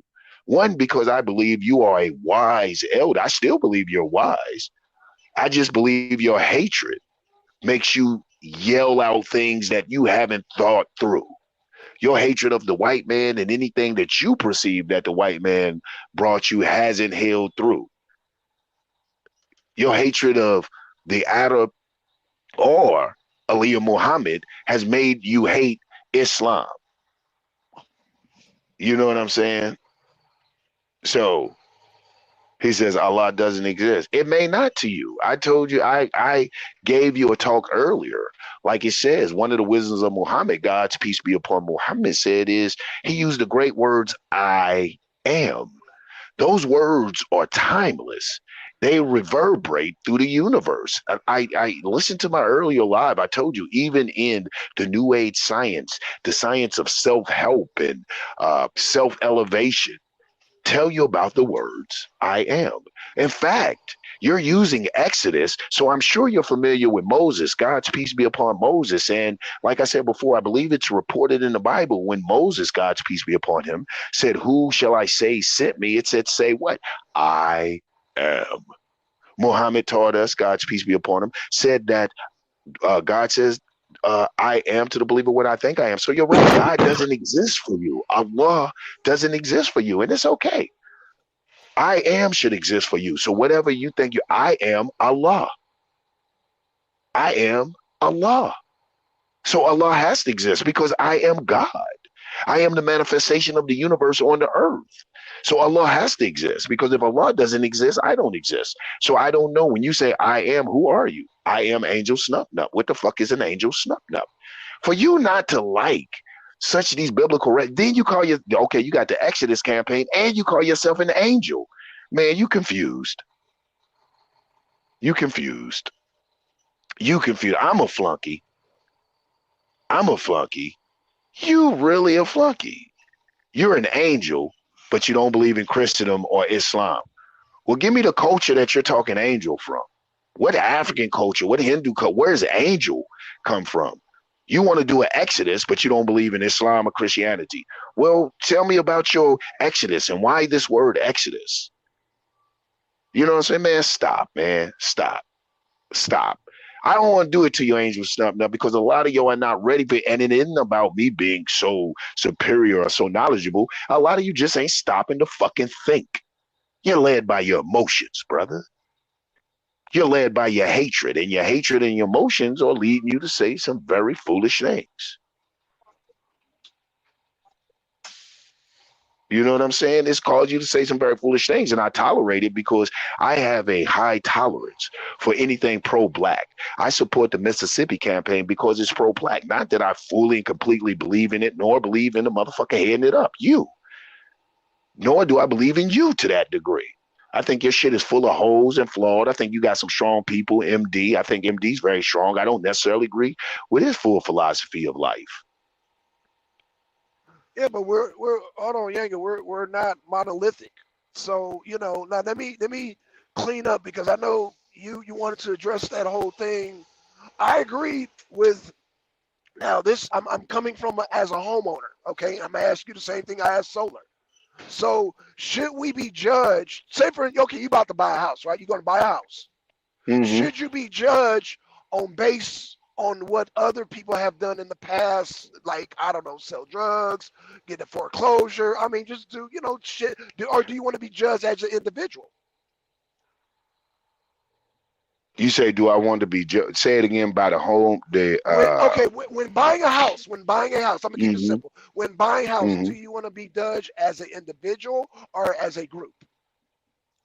Yeah, I think you definitely want to be judged as an individual. As an individual, yeah. Okay, that's all MD was saying, brother. That's all he was saying. I'm no, MD, he was saying that, but I'm gonna get on MD's ass too. I'm gonna get on all y'all so-called. See, first of all of y'all were so-called non-Muslims and haters of the thing. So y'all was using little shit to take pot shots. Now Angel out there, he crying, drop the link so this Negro can, because I don't like to do my elders like this.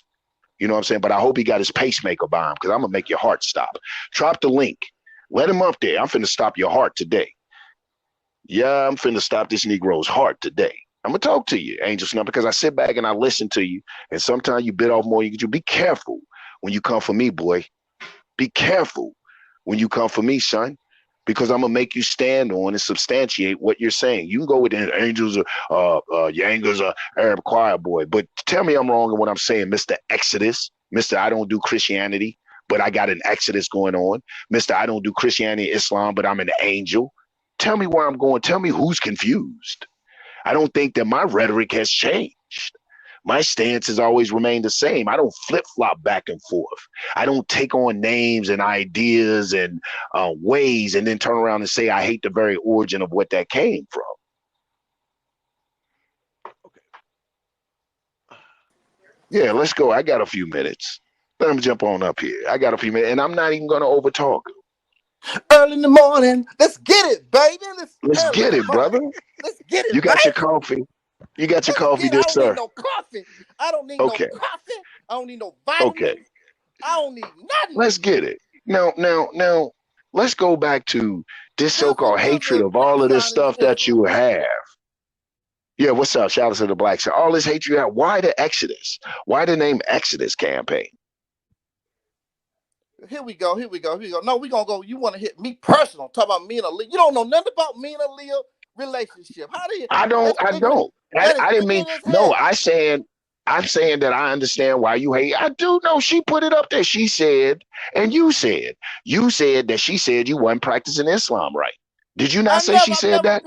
I never was a Muslim. You said that, but did you say she said that? That's the garbage she said. Did you say? Okay, then. So then I'm quoting what you said. So if she said you ain't practicing it, you quoting what you didn't say that.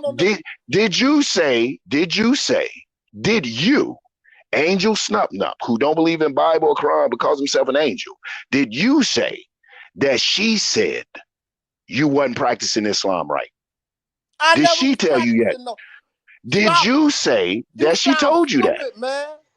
Bro, you ain't answering the question. I know you didn't practice Islam. I know she did. You don't know. Bro, I'm not talking about you personally. I'm talking about that jacked up, weak ass, watered down philosophy you trying to pass off as something real for the black people. Well, nigga, that shit's Come on, man. Let's do this. That's what we talking about. That's what we talking about early in the morning. First of all, we're gonna deal with her. We're going to deal with the little stuff that you think that you know about her. We're going to do that. I don't know anything about her. Only what she said. I don't know anything about you personal, Snuplup. Listen to what I'm saying. Get out of your emotions, but you might need some coffee. Somebody get the Nigg0 some water. Is your nurse nearby? Hit the button. Hit the button so your nurse can come and aid you. Because you're getting upset right now. And I ain't trying to have no body. I got enough motherfuckers talking about I kill people already. I ain't trying to kill Angelsnupnup this morning. You probably I may have. I may have. I may have could. You know what I'm saying? We're sorry. Listen, I've done a lot of shit to black people. That's why I give my life over. You know what I'm saying? I'm trying to. I haven't, sir. I haven't. Nigg0, what you doing? What you doing now? What you doing now? You're doing to black people. What you're doing? What you're doing now? You're doing. Oh, brother, we not talking about looks, are we? Are we talking about looks? I ain't even gonna do you like that, Snupnup. Holy and righteous. Islam, Allah, elected. Okay, that's cute. That's cute. Come on, that's cute. That's cute. Come on, man. Snupnup. I'm not gonna. That's not Snupnup. That's because you can't be quiet, brother. I'm okay. I'll let you talk. Finish with my dreads and my holier than thou self. About your dreads. That's your personal business. Now look. First of all, Aleeyah Muhammad. No, we ain't gonna do that. We ain't gonna do that. No, We ain't we're gonna gonna do talk that. about. No, we ain't gonna, Hold man. on, We ain't gonna all right. let you. We ain't gonna do that. We ain't gonna do that. No, we ain't gonna do. When I mention, if you're gonna mention Aleeyah Muhammad, mention it in reference to you. That's I right. didn't dust the sister. See, you like to It's a come reference on. to me. This ain't a platform. This ain't a platform for you to dog your ex-wife because she been I'm roasting not you. talking about no Okay. ex-wife. I'm talking about what you said about me. Okay, then I'm listening. The Reality Temple on Earth Internet Ministry was created in 2007. That's all anybody ever known me to be. 2007. I began to question religion when I was incarcerated. And I probably stopped believing in all these religious and spirituality. That was your problem. You needed Jesus in your life, boy. You need some Jesus in your life. See, they won't. See, they won't let you. Won't you let you talk? That's how they do. That's how they do. That's Okay, why go you ahead. never. That's Go why you ahead. won't come to my platform because I'm not G'ing for that. Take Go your ahead. ass That's me. on That ain't black, son. Go ahead before you run off and start crying and shit. Go ahead. Finish up your thing. See how they act. See how they act. They can't do it. They can't. You can't control yourself. I can sit back here. Go ahead, black. Matter of fact, whatever you want to say, Yanga, go ahead and say it. I'll No, take it's your nothing. turn. It's your turn. This is my I'm turn. gonna Shut up, roast you. then. I'm gonna shut the fuck up and roast your monkey ass when you No, done. you're not. I'm just No, letting you you're know not. it's coming. Go on, No, finish. you're not. You're not gonna roast nothing here, bro. Not me. Today, this morning. Not today. You won't. Now. So I let that stuff go, religious stuff go, and question that stuff. Maybe as far back as 2004. I created the Reality Temple on Earth Internet Ministry in 2007. The only way people know me is by my ministry and what I do on YouTube. They've never heard me, and you've never heard me. And Black Sun has followed my ministry for a long time. There's no me and knew me. They've never known me to pretend to be some Muslim. Now, early in my videos, way back in the day, I did dress, with the bow tie, my Muslim. I put up the flag. I put up the flag because I like it. So y'all don't understand that. Sometimes you do things because you like it, not because of some special symbol or nothing like. I like the flag, the crest, the star and crescent. I like it, and I put it up because I like it. No more, no less. Has nothing to do with no symbol or whatever. Because I like it. I like the flag. I put on my bow tie, and I put up a picture of Elijah Muhammad. Some videos, I even had a picture of Marcus Garvey in the background. You know why? Because I like it. Because that's what I do. I like it. Has nothing to do with no symbol. Has nothing to do with nothing like that. It don't represent nothing. Because I like it. I put on my karate Chinese gi, not because I'm Chinese, because I like it. No more, no less. By 2013, she met me. She met me on a program, and I am Angelsnupnup7. And I speak the way I speak right now. I did then. I've never told nobody I was a Muslim. Reality Temple never expressed that. Never. So it's an outright lie.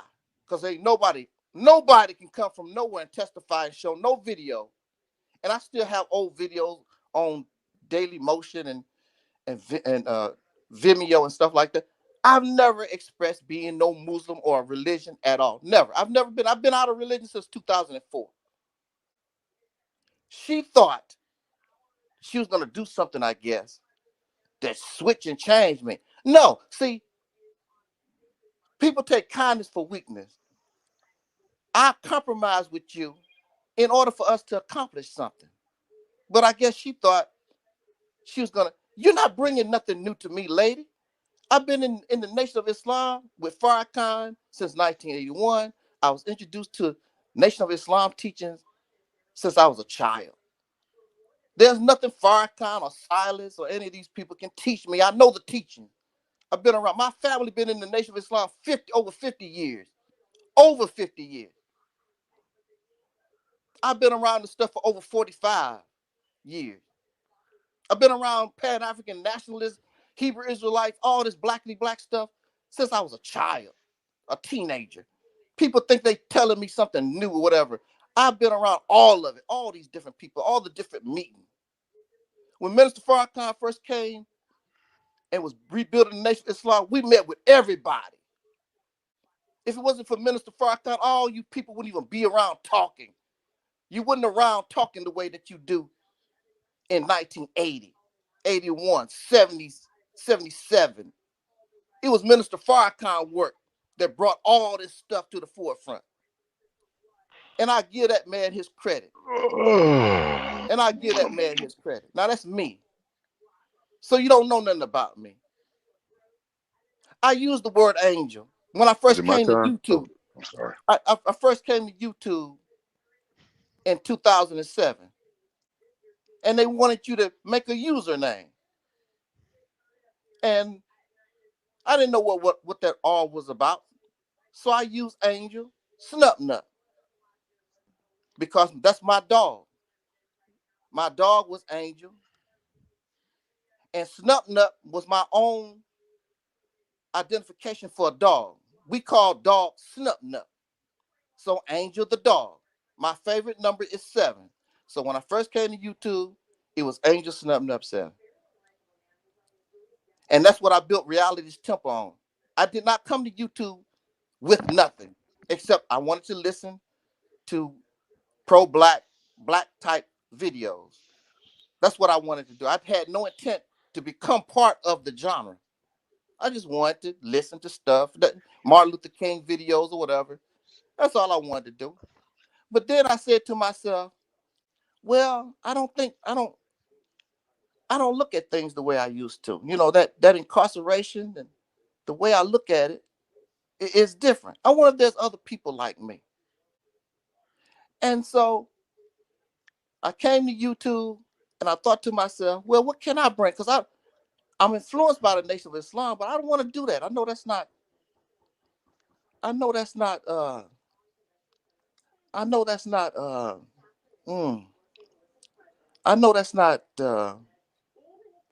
this stuff that we're doing. It's not kicking. It's not causing. It's not moving us. I don't want to be like them. So what I did, I thought to myself and I said, well, how about the Reality's Temple on Earth? First, it was the Reality's Kingdom, but I didn't really like the way that sounded. I said, oh, well, the Reality's Temple on Earth. And I stuck with that. I didn't really have no teaching. It's just my opinion, just how it's just a new feeling that I was feeling. And so the Reality's Temple on Earth came after Angelsnupnup7. Angelsnupnup7 was just a name that I gave to a YouTube channel. But I built everything on Angelsnupnup7. So after that, one of my first videos was Malcolm X, a real hypocrite, and so forth. But just to say, I'm just bringing that to say, I've never known, nobody has known me for being no fake Muslim. So by 2013, it's very clear I'm not a Muslim. Okay, I met her, I talked to her. She called me. I did not call her. I met her on a radio broadcast. And my telephone number, even now, is public. She called me. And she called me. So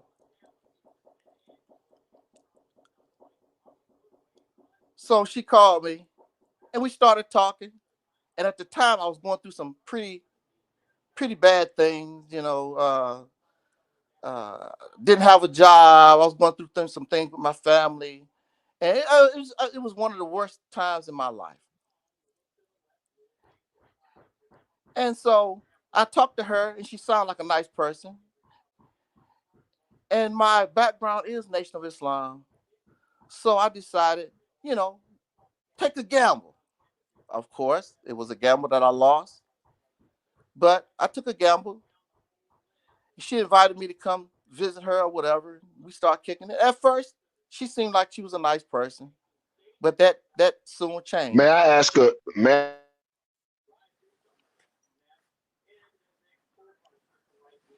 But that's me. I never tried to trick her to do anything. I've never pretended to be no Muslim at no time. Now, what you said about her is correct, because in her mind, and some women do this, they think they can take men and where you go?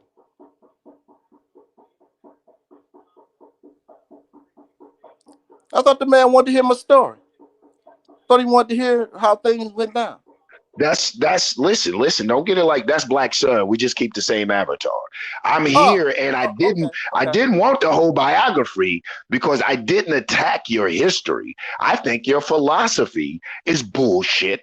And I think you're full of shit when you attack other people. Hold on. When you attack other people, and then when someone responds not to your history, but to your philosophy, you start crying and shit and want to jump up here. But I'm going to be easy because I love Team Arena, the chat. Twin telling me to chill out. Deacon telling me. So I'm going to let you finish your little story. And I may not even eat you like I was going to gobble you because you big and bad when I wasn't on the panel with Lex. You got all this shit to say. And then when someone comes up and challenges your ideology and philosophy, I was just an Arab choir boy. But everybody telling me take it easy on you. Okay, go ahead. So I'm going to take it easy on you. No. Here, I do have one question, though. Like you did say, like I do. I have two questions. One, because you're bringing up your past. When you met Sister Muhammad and you said your background was Nation of Islam, so you took a chance.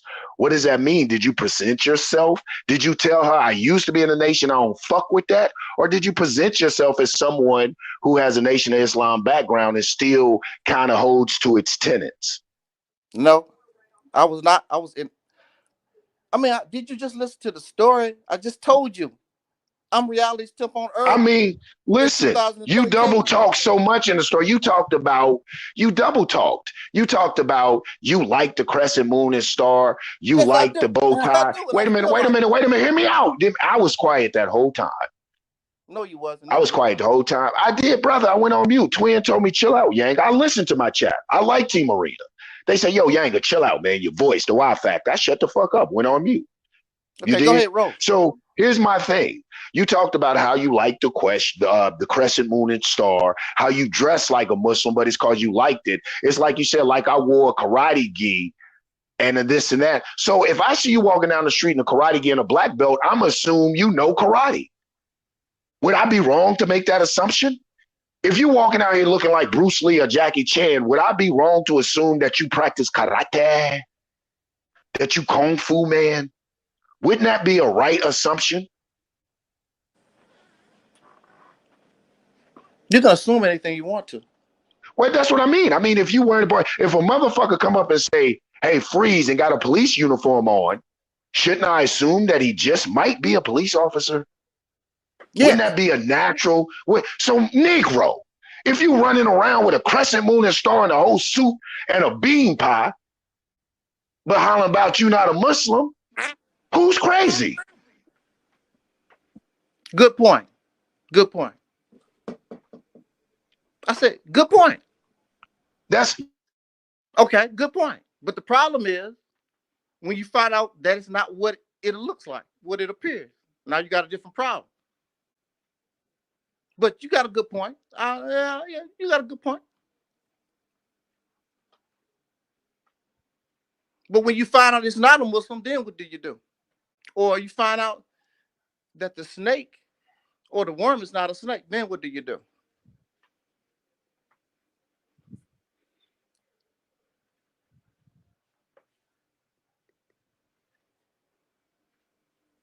We can assume many things.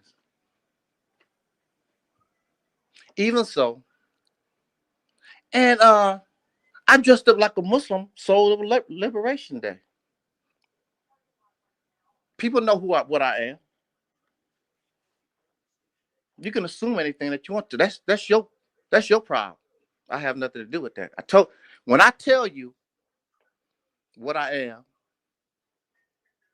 and you want to continue to say that I'm not, well, that's your problem.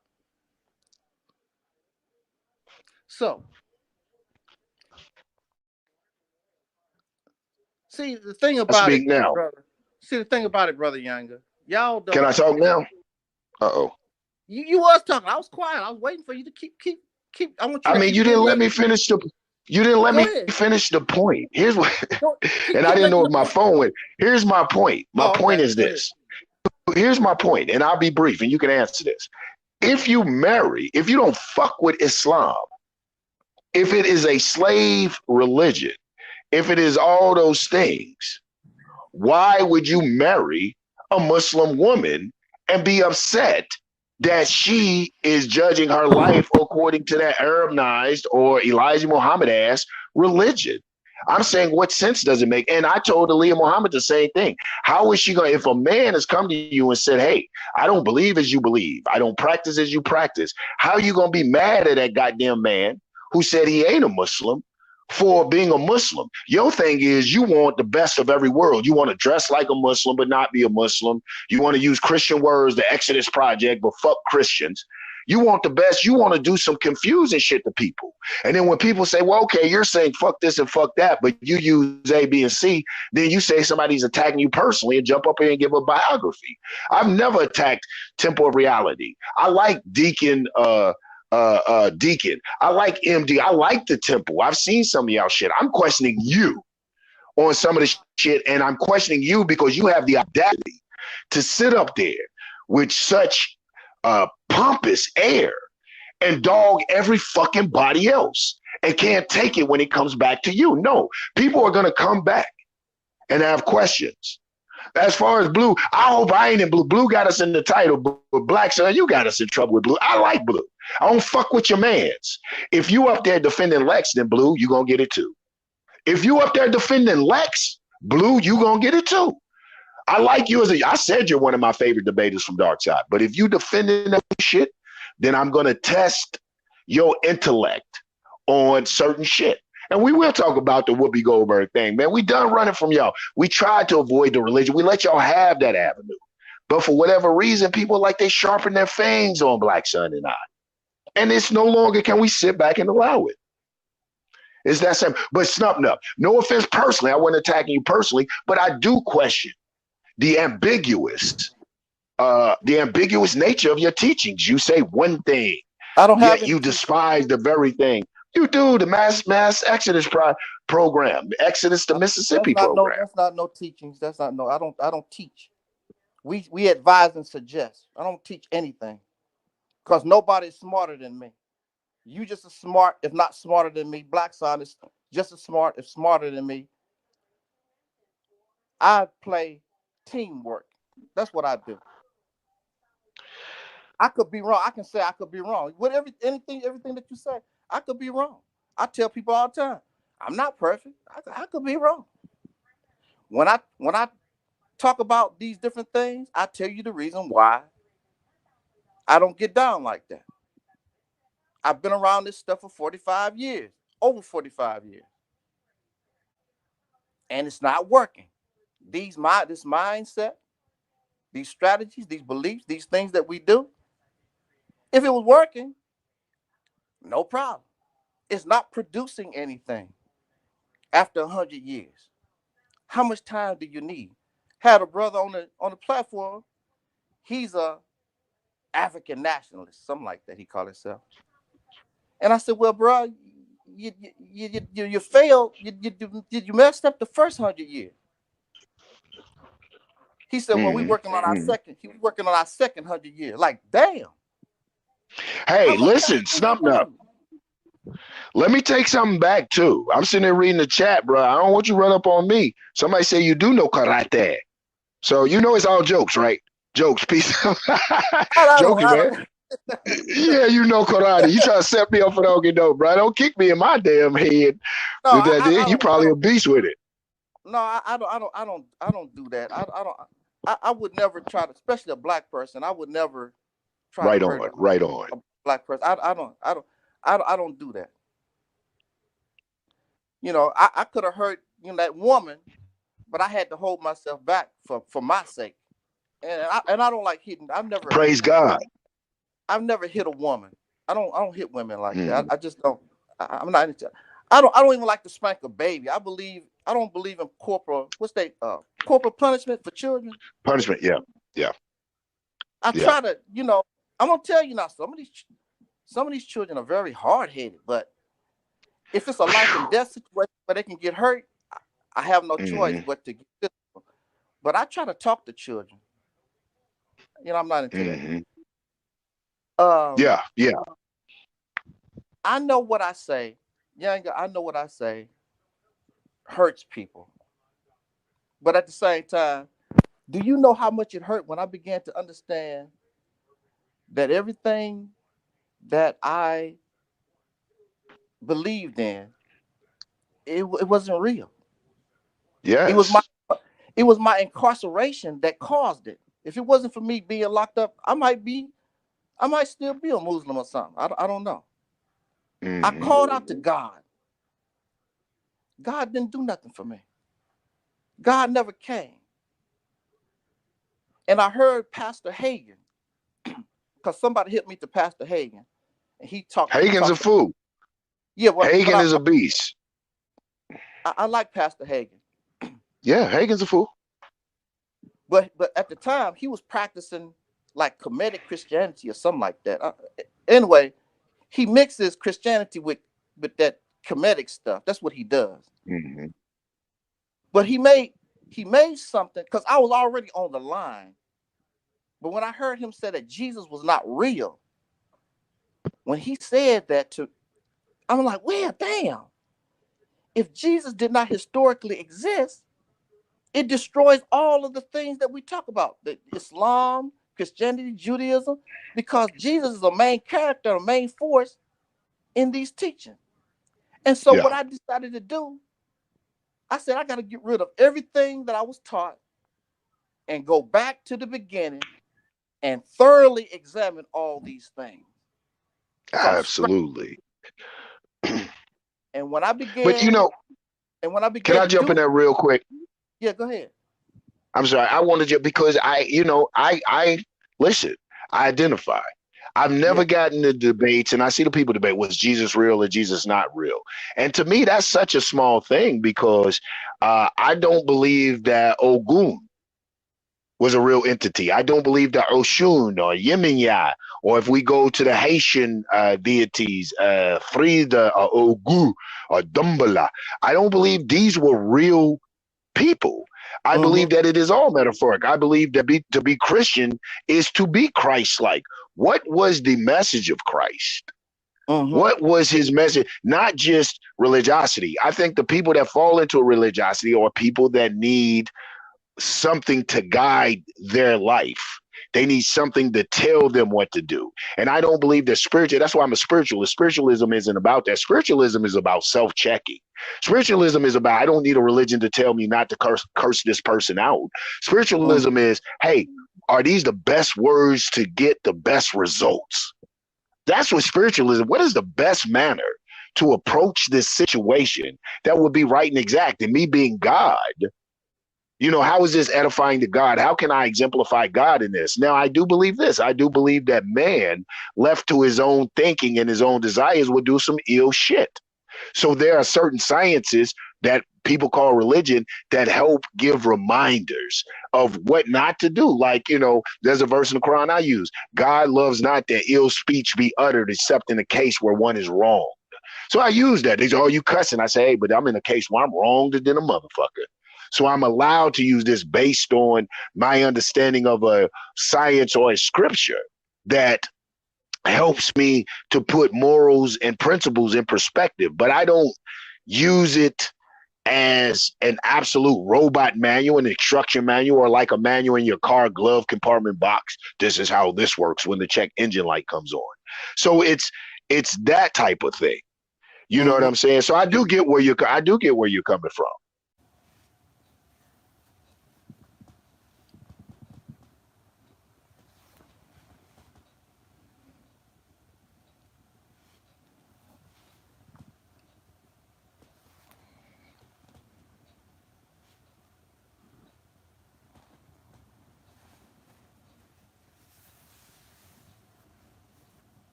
What a morning, what a morning.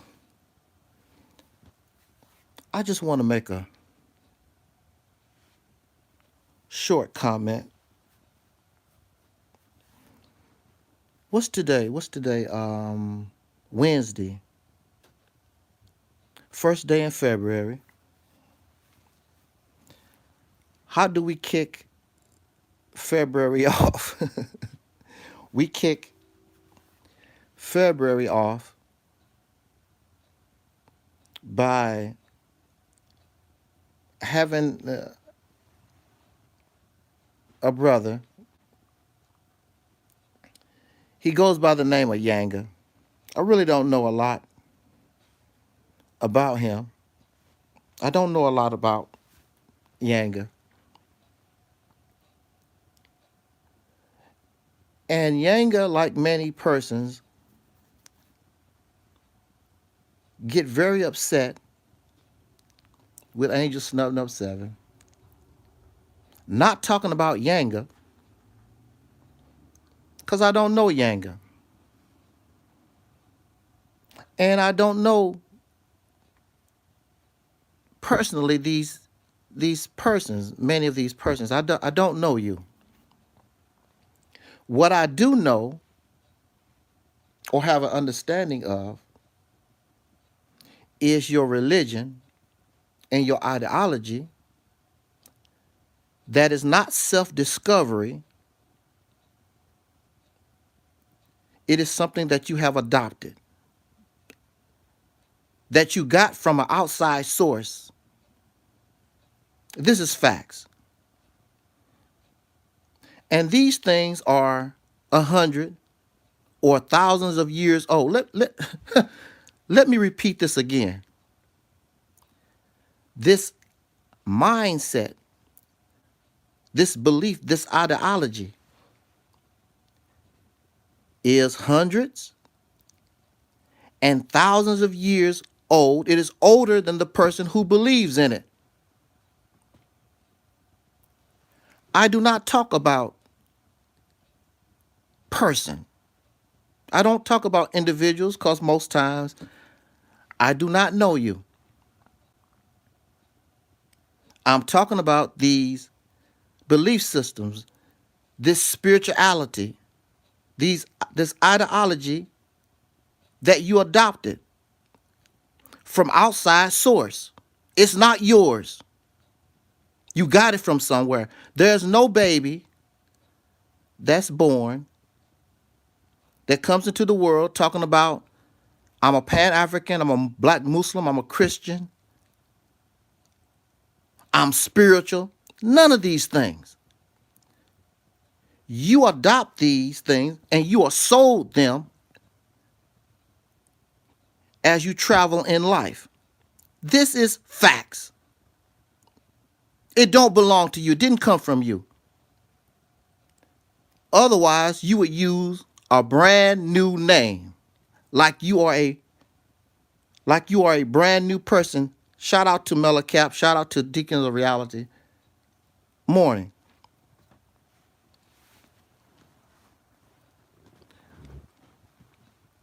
So this morning, Mr. Yanga, he's very, very, very upset. He doesn't like how we talk, or I talk, about Pan-Africanism, religion, spirituality, or whatever. He's very angry. I'm going to go in on Angelsnupnup7. And it seems as though our brother Black Sound was reluctant to put me on. Give me the link so I can defend myself. And so we meet Yanga. And he's talking about a lot of personal things he don't know anything about. And this is the point I want to make. Why you want to debate? Why you want to argue with somebody you don't know nothing about? Now, I know you don't know anything about me personally. I know this. We know this. You're going to repeat what you heard from somebody else. See, that's not self-discovery. You're just going to repeat what somebody else said.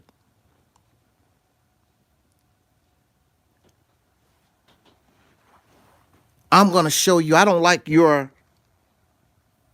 Operation Exodus Mississippi campaign, Reality's Temple, or whatever. That's fine. You don't like it. You don't like me because you don't like what I have to say about these things you did not create. You adopted. I created the Reality's Temple on Earth. I created Mississippi Campaign. I am the creator. It is self-discovery. Now, how many times have I come to us and I told you I could be wrong? I have no problem with that. I'm going to humiliate and embarrass Angelsnupnup7. Look, you doing me a favor because I don't want to look ignorant. I don't want to look like an idiot. I want you to show me the error in my ways. I have no problem with that. Embarrass me, humiliate me, because I want to do right. So that does not bother me.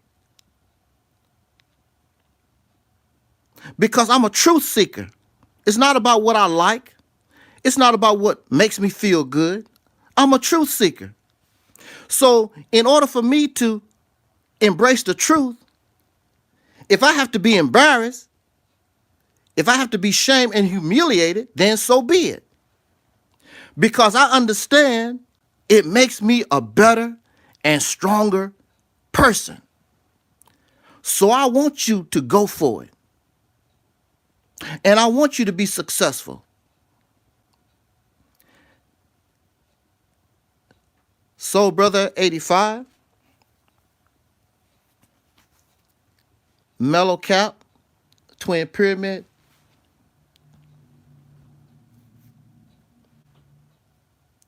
no, this is not a popularity contest.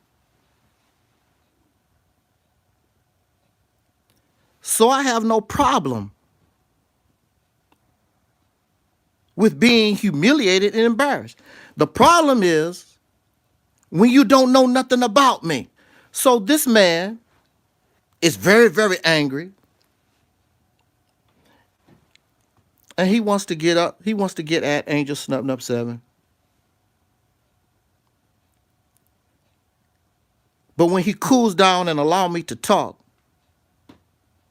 he starts to calm down because you don't know my story. You don't know nothing about me.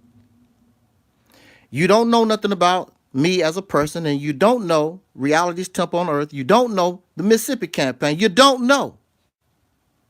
The only thing you know is that I make you angry because you don't like what I say, and you don't like what I say because it hurts you because it's the truth. It is the truth. It is facts. Islam is foreign. That's a fact. It did not come from you. It's 1,400 years old. It came from foreigners and sold to us. This is facts. It's nothing of self-discovery. You relate to the Quran, which was revealed to Arabs. There are those who talk about, well, Islam been around before the Arabs. Whatever it is, you don't know nothing about it. The Quran was revealed to Arabs. Prophet Muhammad was an Arab, a white Arab, in the desert, a camel herder. The Quran said they was illiterate people. And he gave the Quran to the Arabs as a religion. It's not a way of life, as a religion. It's their stuff. And you took it and revised it and flipped it around to try to make it your own. Some of you have. It's their stuff. This is facts.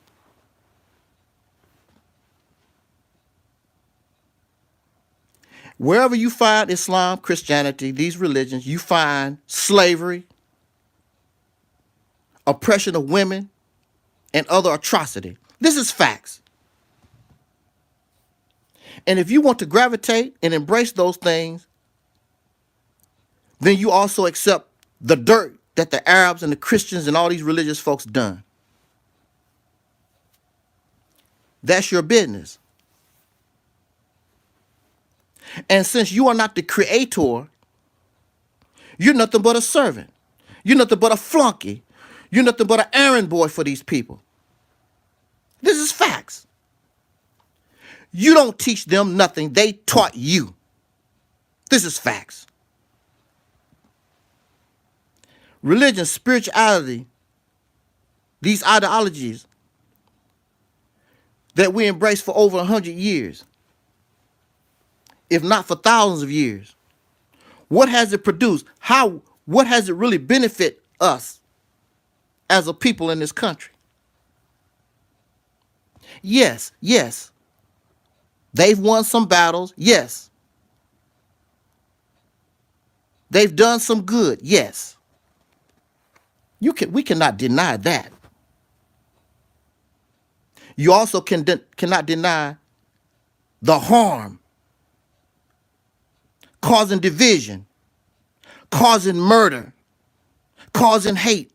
You can't deny that either.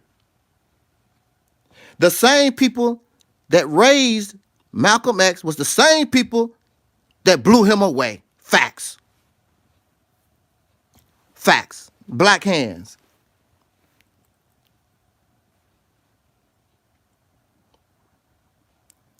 So Yanga comes after Angelsnupnup7.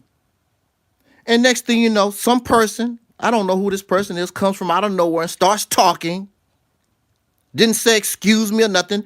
Did not acknowledge Angelsnupnup7. Just come on the panel and just start talking. See how disrespectful we are? And then he's disrespectful. He started talking to him back. Like, I thought that you wanted to get a chance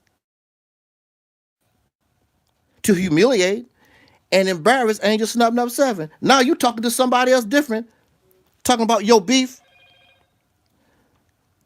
with somebody else. Y'all arguing. All of your religion and spirituality, all of it is bogus. There's no such thing as a spirit. Spiritual. There's no spiritual realm. It don't exist. There's no power in it. See, that's my thing. It's cool if it produces something. It produces nothing. It has no power. George Floyd and Tyree Nichols called out for their mama. They didn't call out for Allah. They didn't call out for Jesus. They didn't even call out for their daddy, their father. They called out for mama. They didn't call out for the Pan-African. They didn't call out for the Christian church. They call out for their mama. Because when you're in trouble like that, you're going to reach out to what you feel is reliable. Your power source. They called out for their mama on their deathbed. They didn't call out for none of you. And they didn't call out for their daddy either, because we know that the black father, these men aren't reliable, incompetent. You talk a good game. You talk tough. Mama the only one reliable. I don't care how much weave she put in her hair. Who go to the prison and the jails to go visit mama? When you need an extra $100 to pay the rent, who you call? Mama.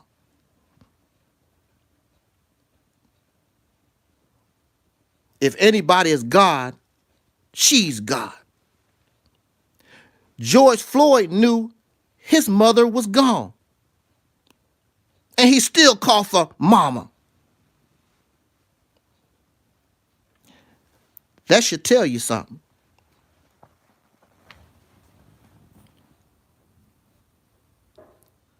But see, again, I don't mind and I don't care.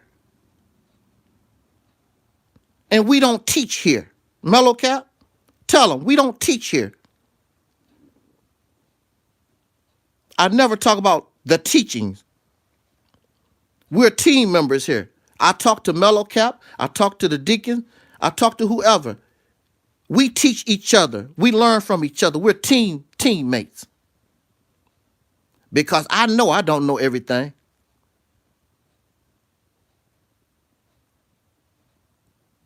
I know that those things don't work. That mindset. I'm a brand new person. I want something brand new. I don't want no Arab hand-me-down. I don't want no hand-me-down from the Christian church. I want my own.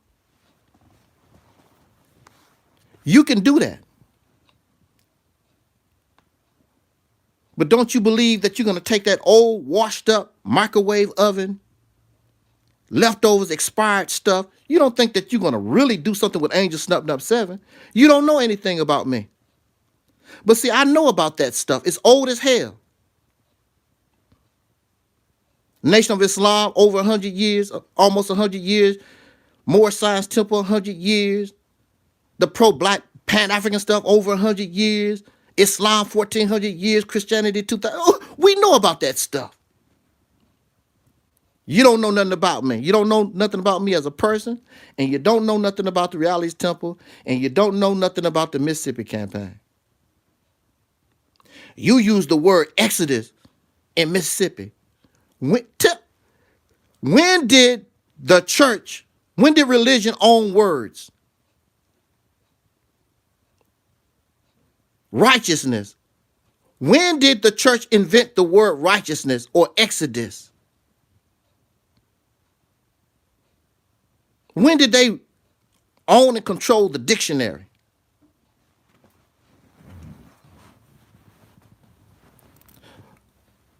The Shaolin monks have a temple. Has nothing to do with their religion. Place where you learn martial arts.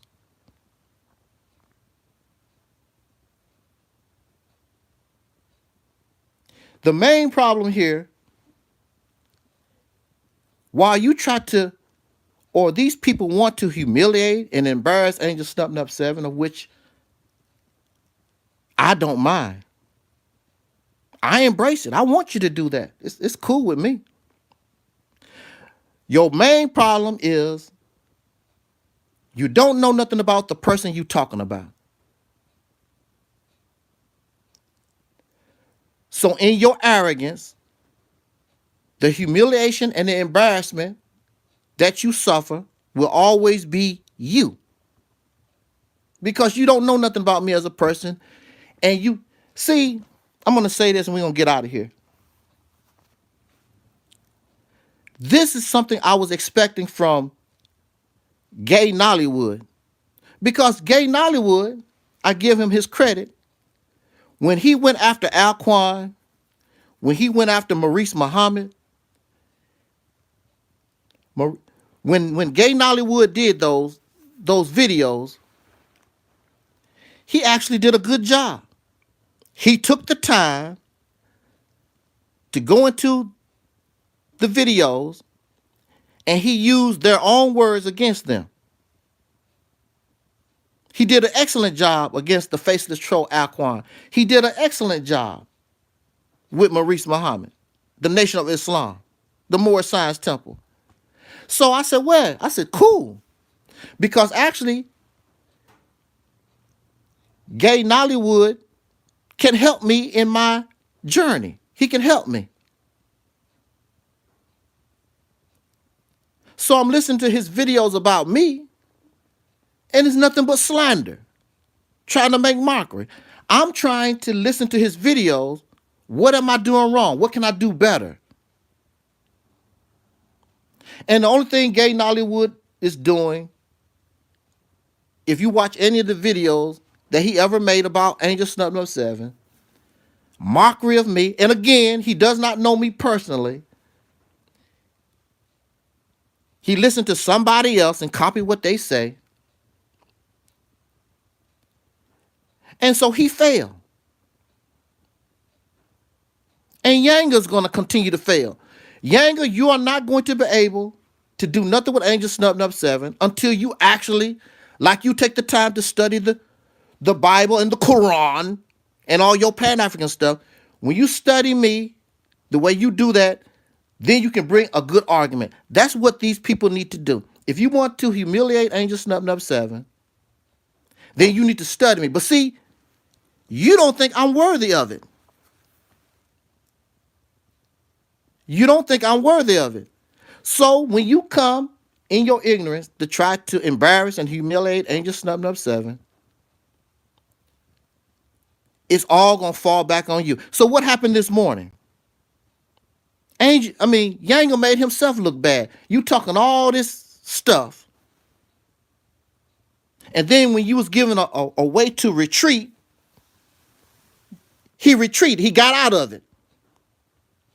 Because he did not have to address that lady. He could have told that lady, hey, I got this guy here I'm roasting. I need to roast this guy.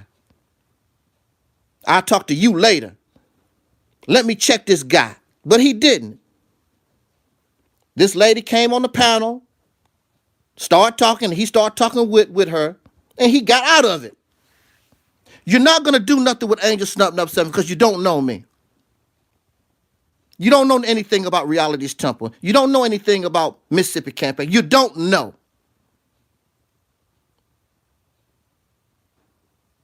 When you finally take the time and study Angelsnupnup7, we will know by what you say, but you don't know anything about me. You don't know how I roll. You put me in the same category like you are. I'm not like you people out there. Hey, Twin Pyramid. I'm not like y'all Pan-African pro-blackity black. I don't even use the word black. I use the words that my ancestors gave me. Soul brothers and sisters. Brand new and unique. Unique to myself. We got soul. I introduced that to little children. They like it. They like the handshake. Even older people, because they remember when we had soul.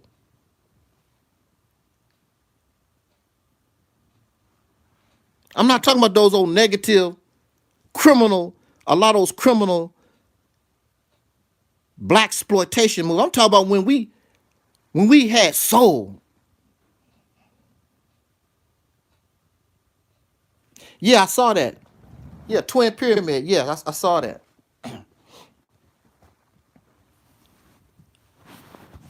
You can come after me. You can come after Angelsnupnup7. You have to come strong. Why do you think these people flag the videos? Why do you think they send complaints to YouTube and Facebook and Google? Because they personally can't do nothing with Angelsnupnup7. The only thing they can do is block me and flag me. We're trying to be as factual and truthful as possible. What you gonna do with the truth? Real truth. I'm not talking about a piece of the truth, a little of the truth. And see, all those things contain wisdom. That's not our complaint. That's not the problem. Exactly. Over 100 channels terminated. Nobody can make a claim.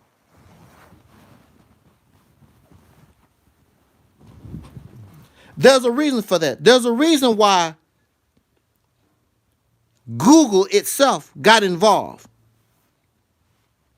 Don't want me to talk. Why you don't want Angelsnupnup7 to talk? Why do I get you so angry? I get you so angry because truth hurts. Truth hurts. Why Yanga got to keep talking like that? Yanga got to keep talking like that because if he becomes silent, he has to listen.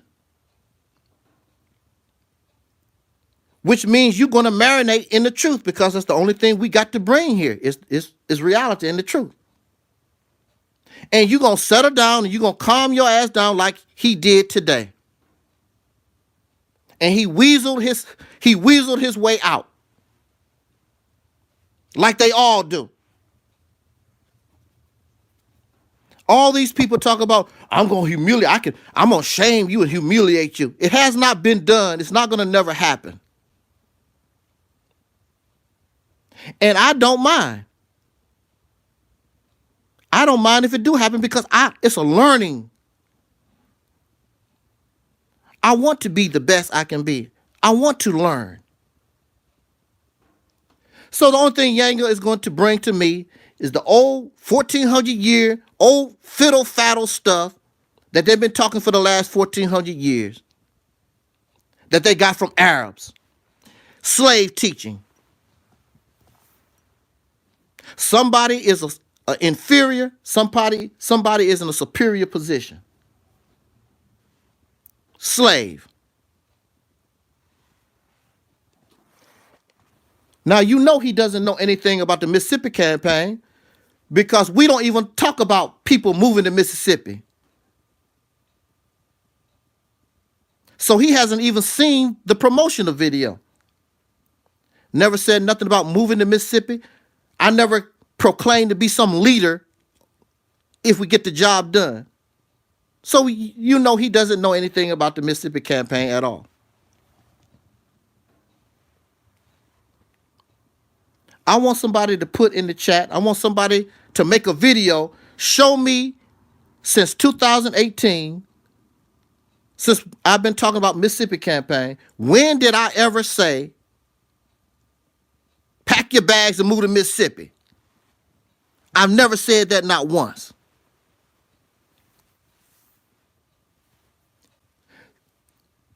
You can't comprehend.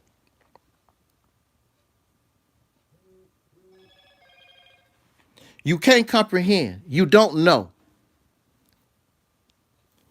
You assume. You assume certain things.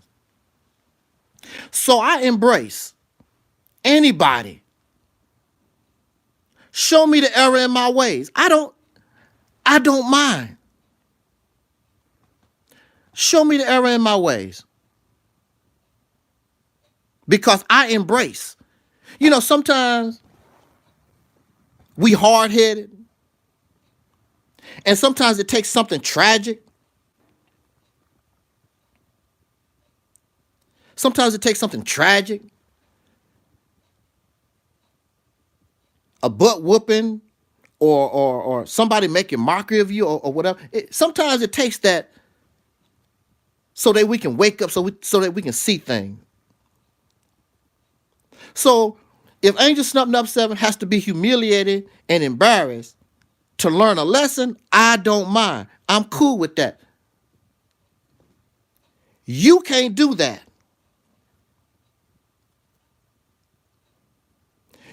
None of these people can do that because they copying foreigners. Marcus Garvey was a foreigner. Nollywood Drew Ali went to some foreigners to get what he got. All of it come from foreigners. Nothing you people have is nothing but regurgitation and plagiarism that you got from foreigners.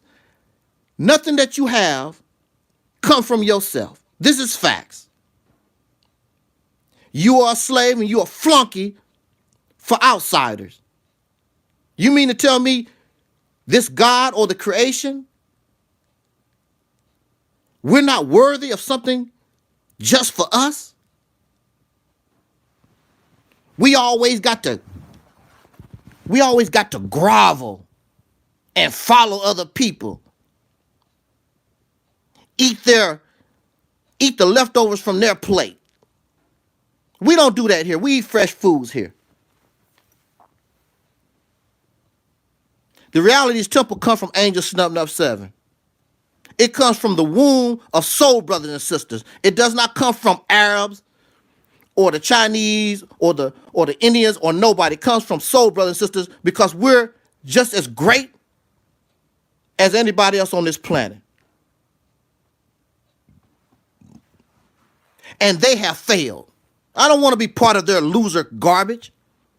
This mess been around for 1,400 years, 2,000 years. Look at human beings. Almost half of human beings on this planet believe in God. And look at the condition of human beings. I don't need to debate nothing. The condition speaks for itself. I'm going to say this again. Half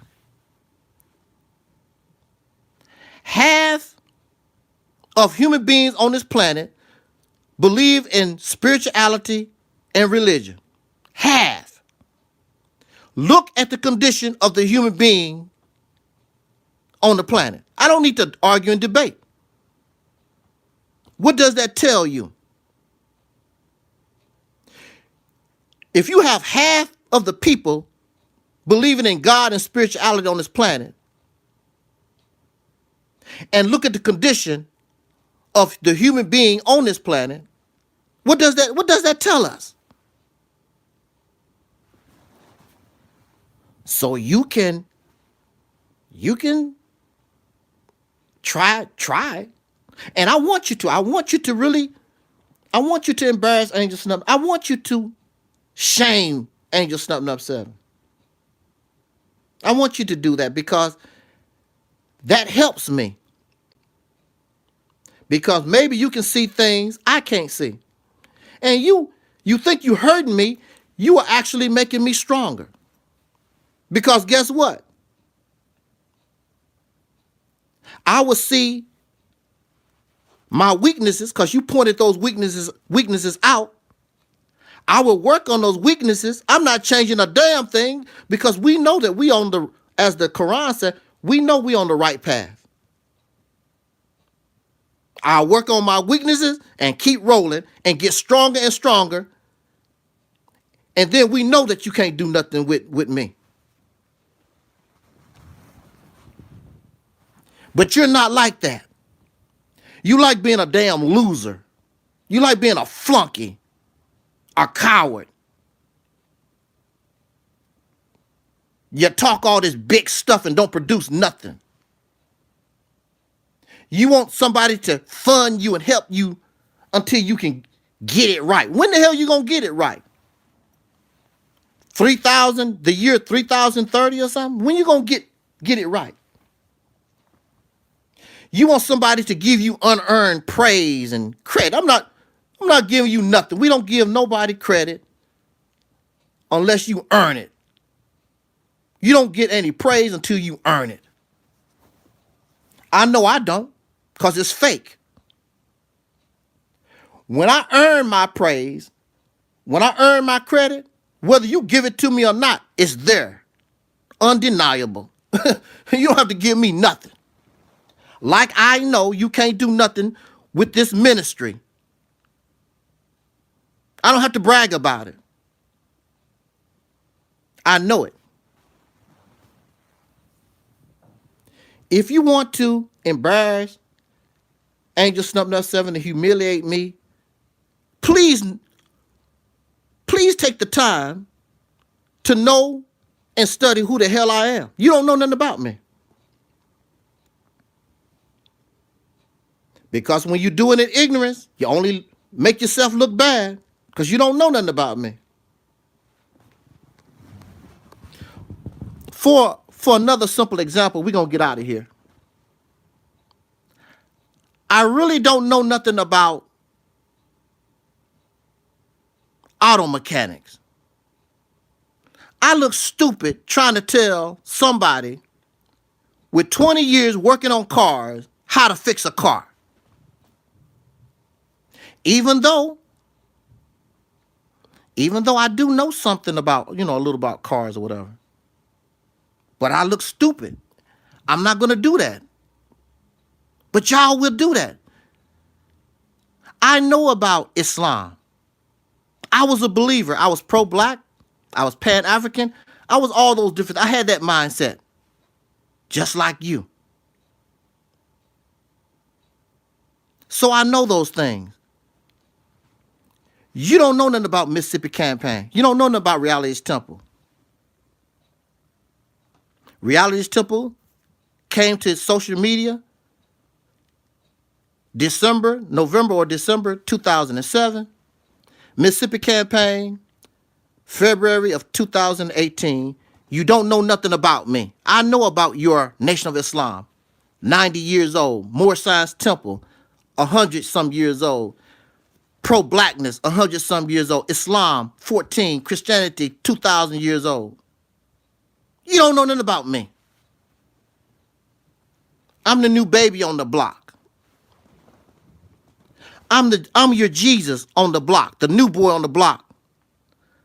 Coming to tell these people that you're out of line. Like who the hell is this Jesus guy gonna come try to tell us we doing something wrong? And that's Angelsnupnup7. I'm a salmon fish swimming upstream.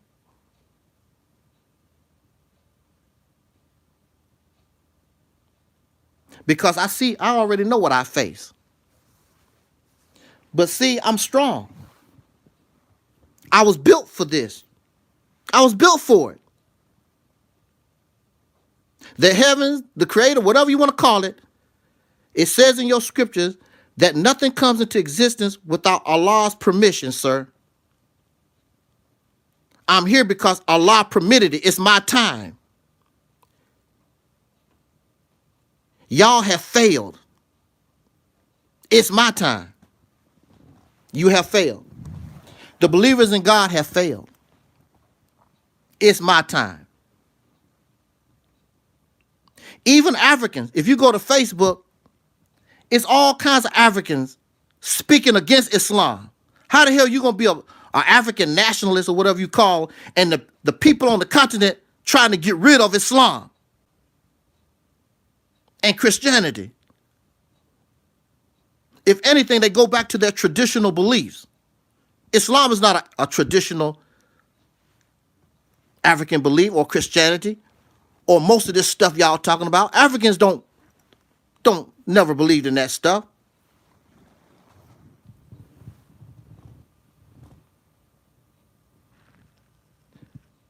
Talking about I'm confused. There's nothing confused about me. I was confused when I was a black Muslim. All that blackity black stuff. That's when I was confused. So incarceration really was good for me. It broke me out of bondage. It caused me to see the light. And we are definitely in the light.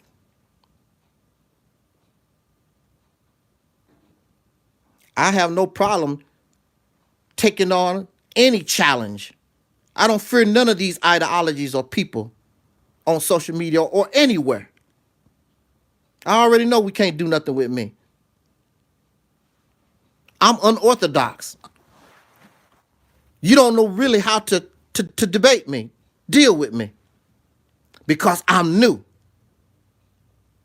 The only thing you know how to debate and argue with is that old stuff that we used to. Christianity, Islam, the Pan-African, and the la-di-da. And now we got this Aboriginal stuff.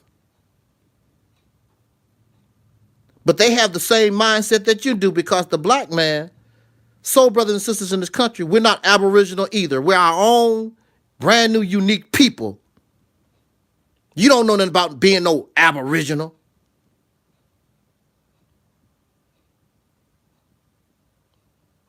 Accept your own and be yourself, as the Nation of Islam say. And it's not to be a Muslim, it's not to be an Aboriginal or no African. Just be who we are. You shouldn't want to be those people. Those people got blood on their hand. Whatever blood Aboriginals or Africans or whoever got on their hand, if you join that group like that, the blood comes on your hand too. Being a soul brother, being a soul sister, exactly, twin. Being a soul brother, being a soul sister, you are in a position to be free. Nobody can claim that we did nothing to nobody. We didn't there's no atrocities we can be associated with. We get to start the slate clean. Who would want to do that? Why you want to be associated with people who's associated with slavery and other atrocities to other human beings? Why you want to be part of that? After you kill millions of people, now all of a sudden you want to be holy and righteous. In the name of Allah. In the name of Jesus. The Nation of Islam, it don't make no difference whether the government killed that man or not. They are the ones, they celebrated that man's murder. They called for his death. That's facts. And they can deny, well, the Nation of Islam, you celebrated his death and you called for his murder. This is facts. That's against the Quran. That's also against the teachings of the Nation of Islam itself. A lot of people left the Nation of Islam because they were not acting according to their own teachings, and they left before Malcolm was murdered. Because that's not the teachings.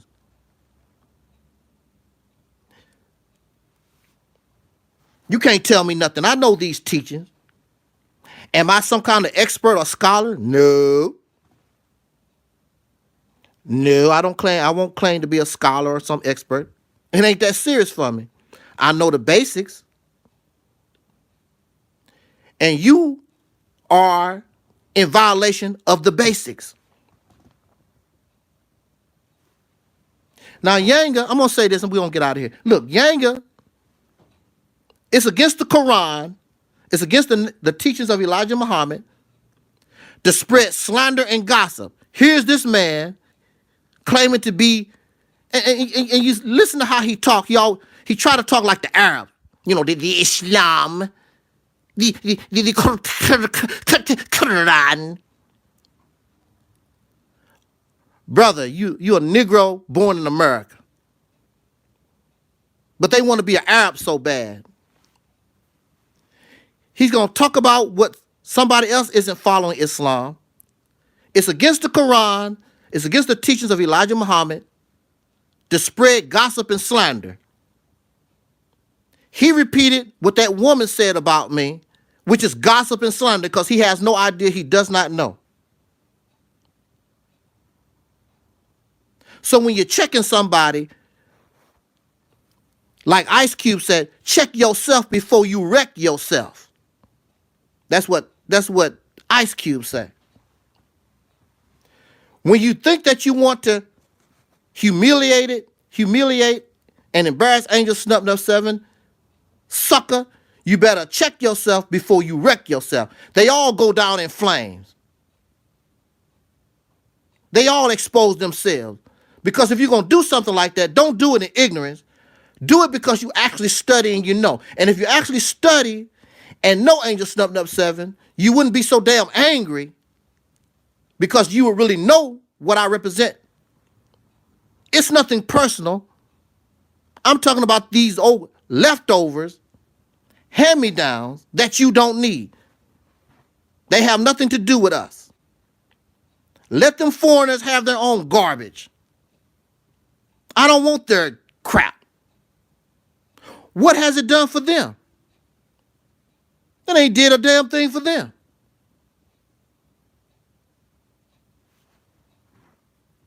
So what has it done for us? Absolutely nothing. Except gave you Gave you a new church to go to. That's the only thing they done. Gave you a new church. Now you don't go to the Christian church. White Jesus is so bad. The only thing you do is create a new church, a new slave plantation to go to. That's what the reality is. And what has, in the last century, the last 50 years, what has the church done for us? Nothing. There was a time when the church was sort of revolutionary. It was the place to be. It's no longer that no more. And you say that yourself. But then you're the same thing. You're nothing but a church yourself. Going to church. Going on Facebook, making memes and slogans. And talk about woulda, shoulda, coulda.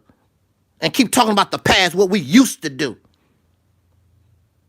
And really, the reality is what we used to do wasn't all that great, because if it was all that great, why are we still complaining? Why are we in worse condition now than we was then, since it was so great? What Elijah Muhammad did and done, that's past tense. That's past tense. What the hell you doing now? Because you have knowledge, but it's not the appropriate knowledge. You have wisdom, but not the appropriate wisdom. You don't use a screwdriver. You don't use a screwdriver to hammer with. You can, because I've done it. I've used a screwdriver to try to hammer with. But the appropriate tool to hammer a nail is a hammer. You don't have the appropriate wisdom. You don't have the appropriate knowledge.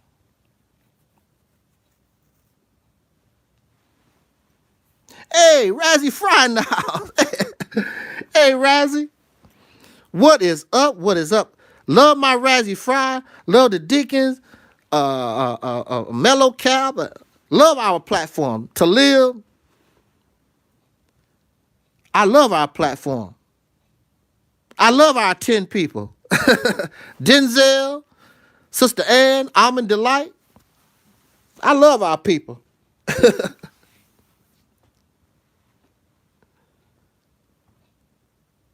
I don't need nobody else. I'm perfectly fine. I don't need no 10,000 subscribers and all that kind of stuff. I'm perfectly fine where I'm at. Been doing it since 2007.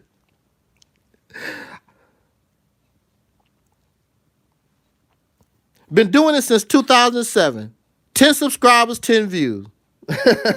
since 2007. But I know one thing. These people can't do nothing with us. The only thing they can do is flag and block and be angry and upset. But when it's all said and done, and see, this is the thing.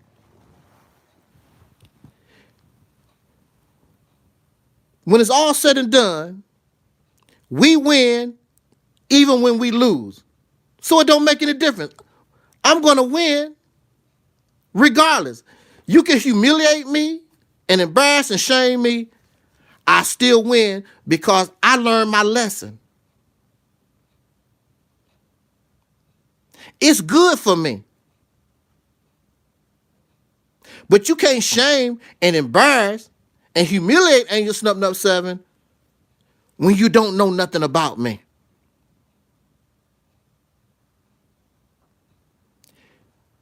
You make yourself look bad. We invited Yanga to this platform over a year ago. He's not going to come here because I'm going to let you talk. And we said this on an earlier live stream. Yanga, you're going to come here and we're going to let you talk. Or whoever you are, we're going to let you talk and your heart's desire. But you're going to leave burned. You're going to leave with your tail between your legs. There's no way I'm going to allow religion and spirituality and all this pro-blackness bull doo-doo hurt me, humiliate me. It's not going to happen. It's not going to happen. So your best bet is just go in the corner, be angry and upset, put your thumb in your mouth, cry, because nothing's happening. Do you think that I would come on social media and be weak and pathetic and a loser?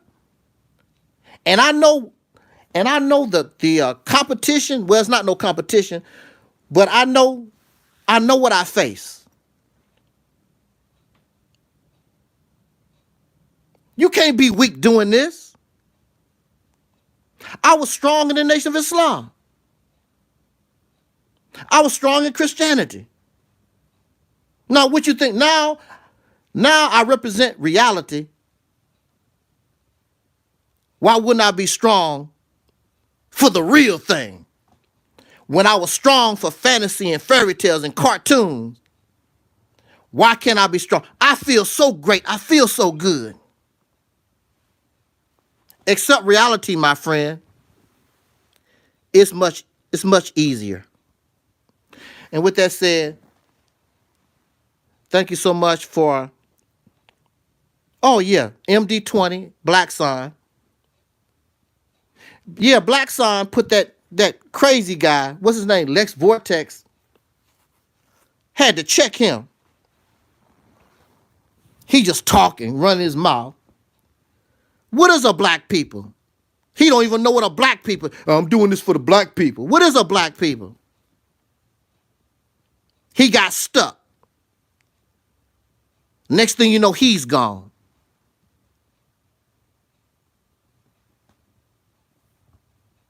Yes, he would. Then this Lex piece of trash start calling people coons and all this old crazy stuff.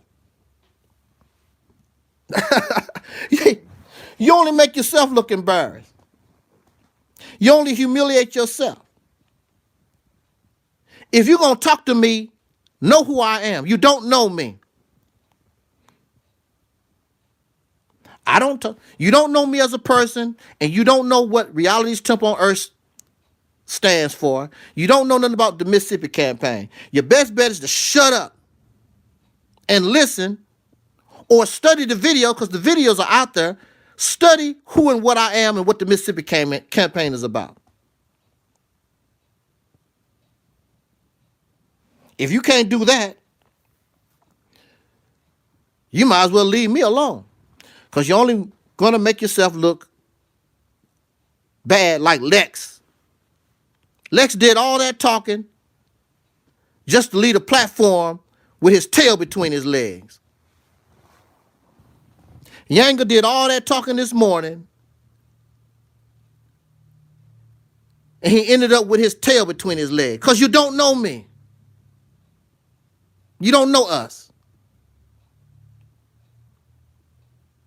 I'm not talking from a place of ignorance. I don't talk about Yanga personally. I will not talk about Lex or Black Sign or nobody personally, because I don't know you like that.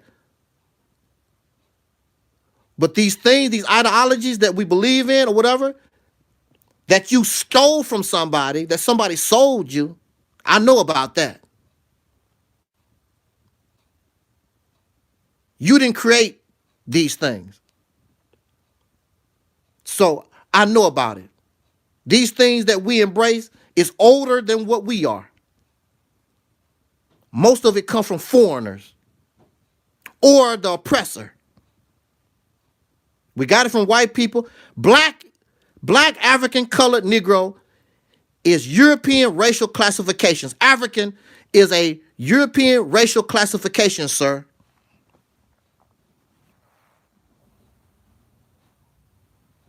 Exactly.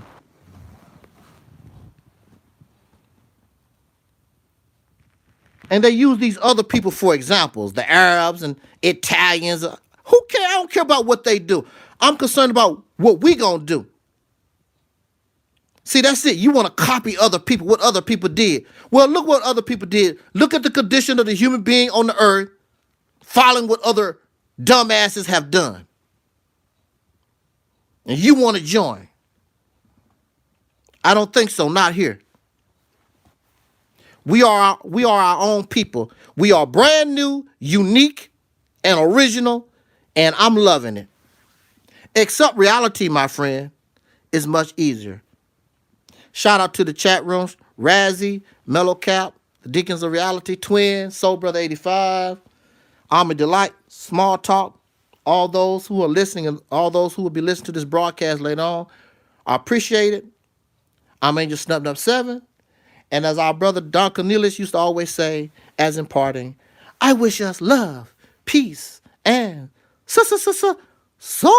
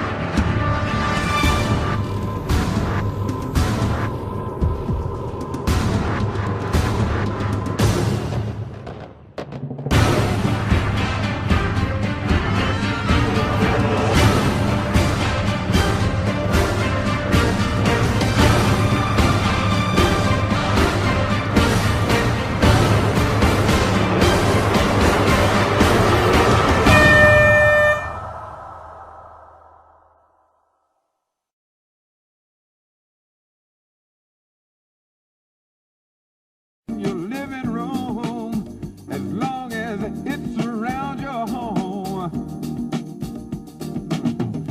Send love to Brother Tyler, but after all is said and done, truth is, and go to Louisiana, you're the one. We're here, I can't tell a man not to defend himself. Late stage. Can't tell a man he ain't got no right to nowhere, not in this day and age. The song may not touch a whole lot of people, persuaded by the truth. But take a look at what's going on, people.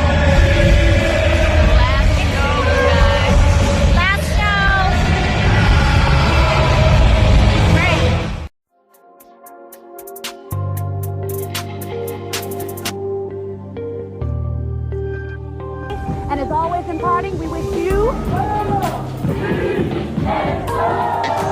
Come on and jam with us next week on these same stations. And you can bet your last money it's all going to be a stone gas, honey. I'm Don Cornelius, and as always in parting, we wish you love, peace, and silver.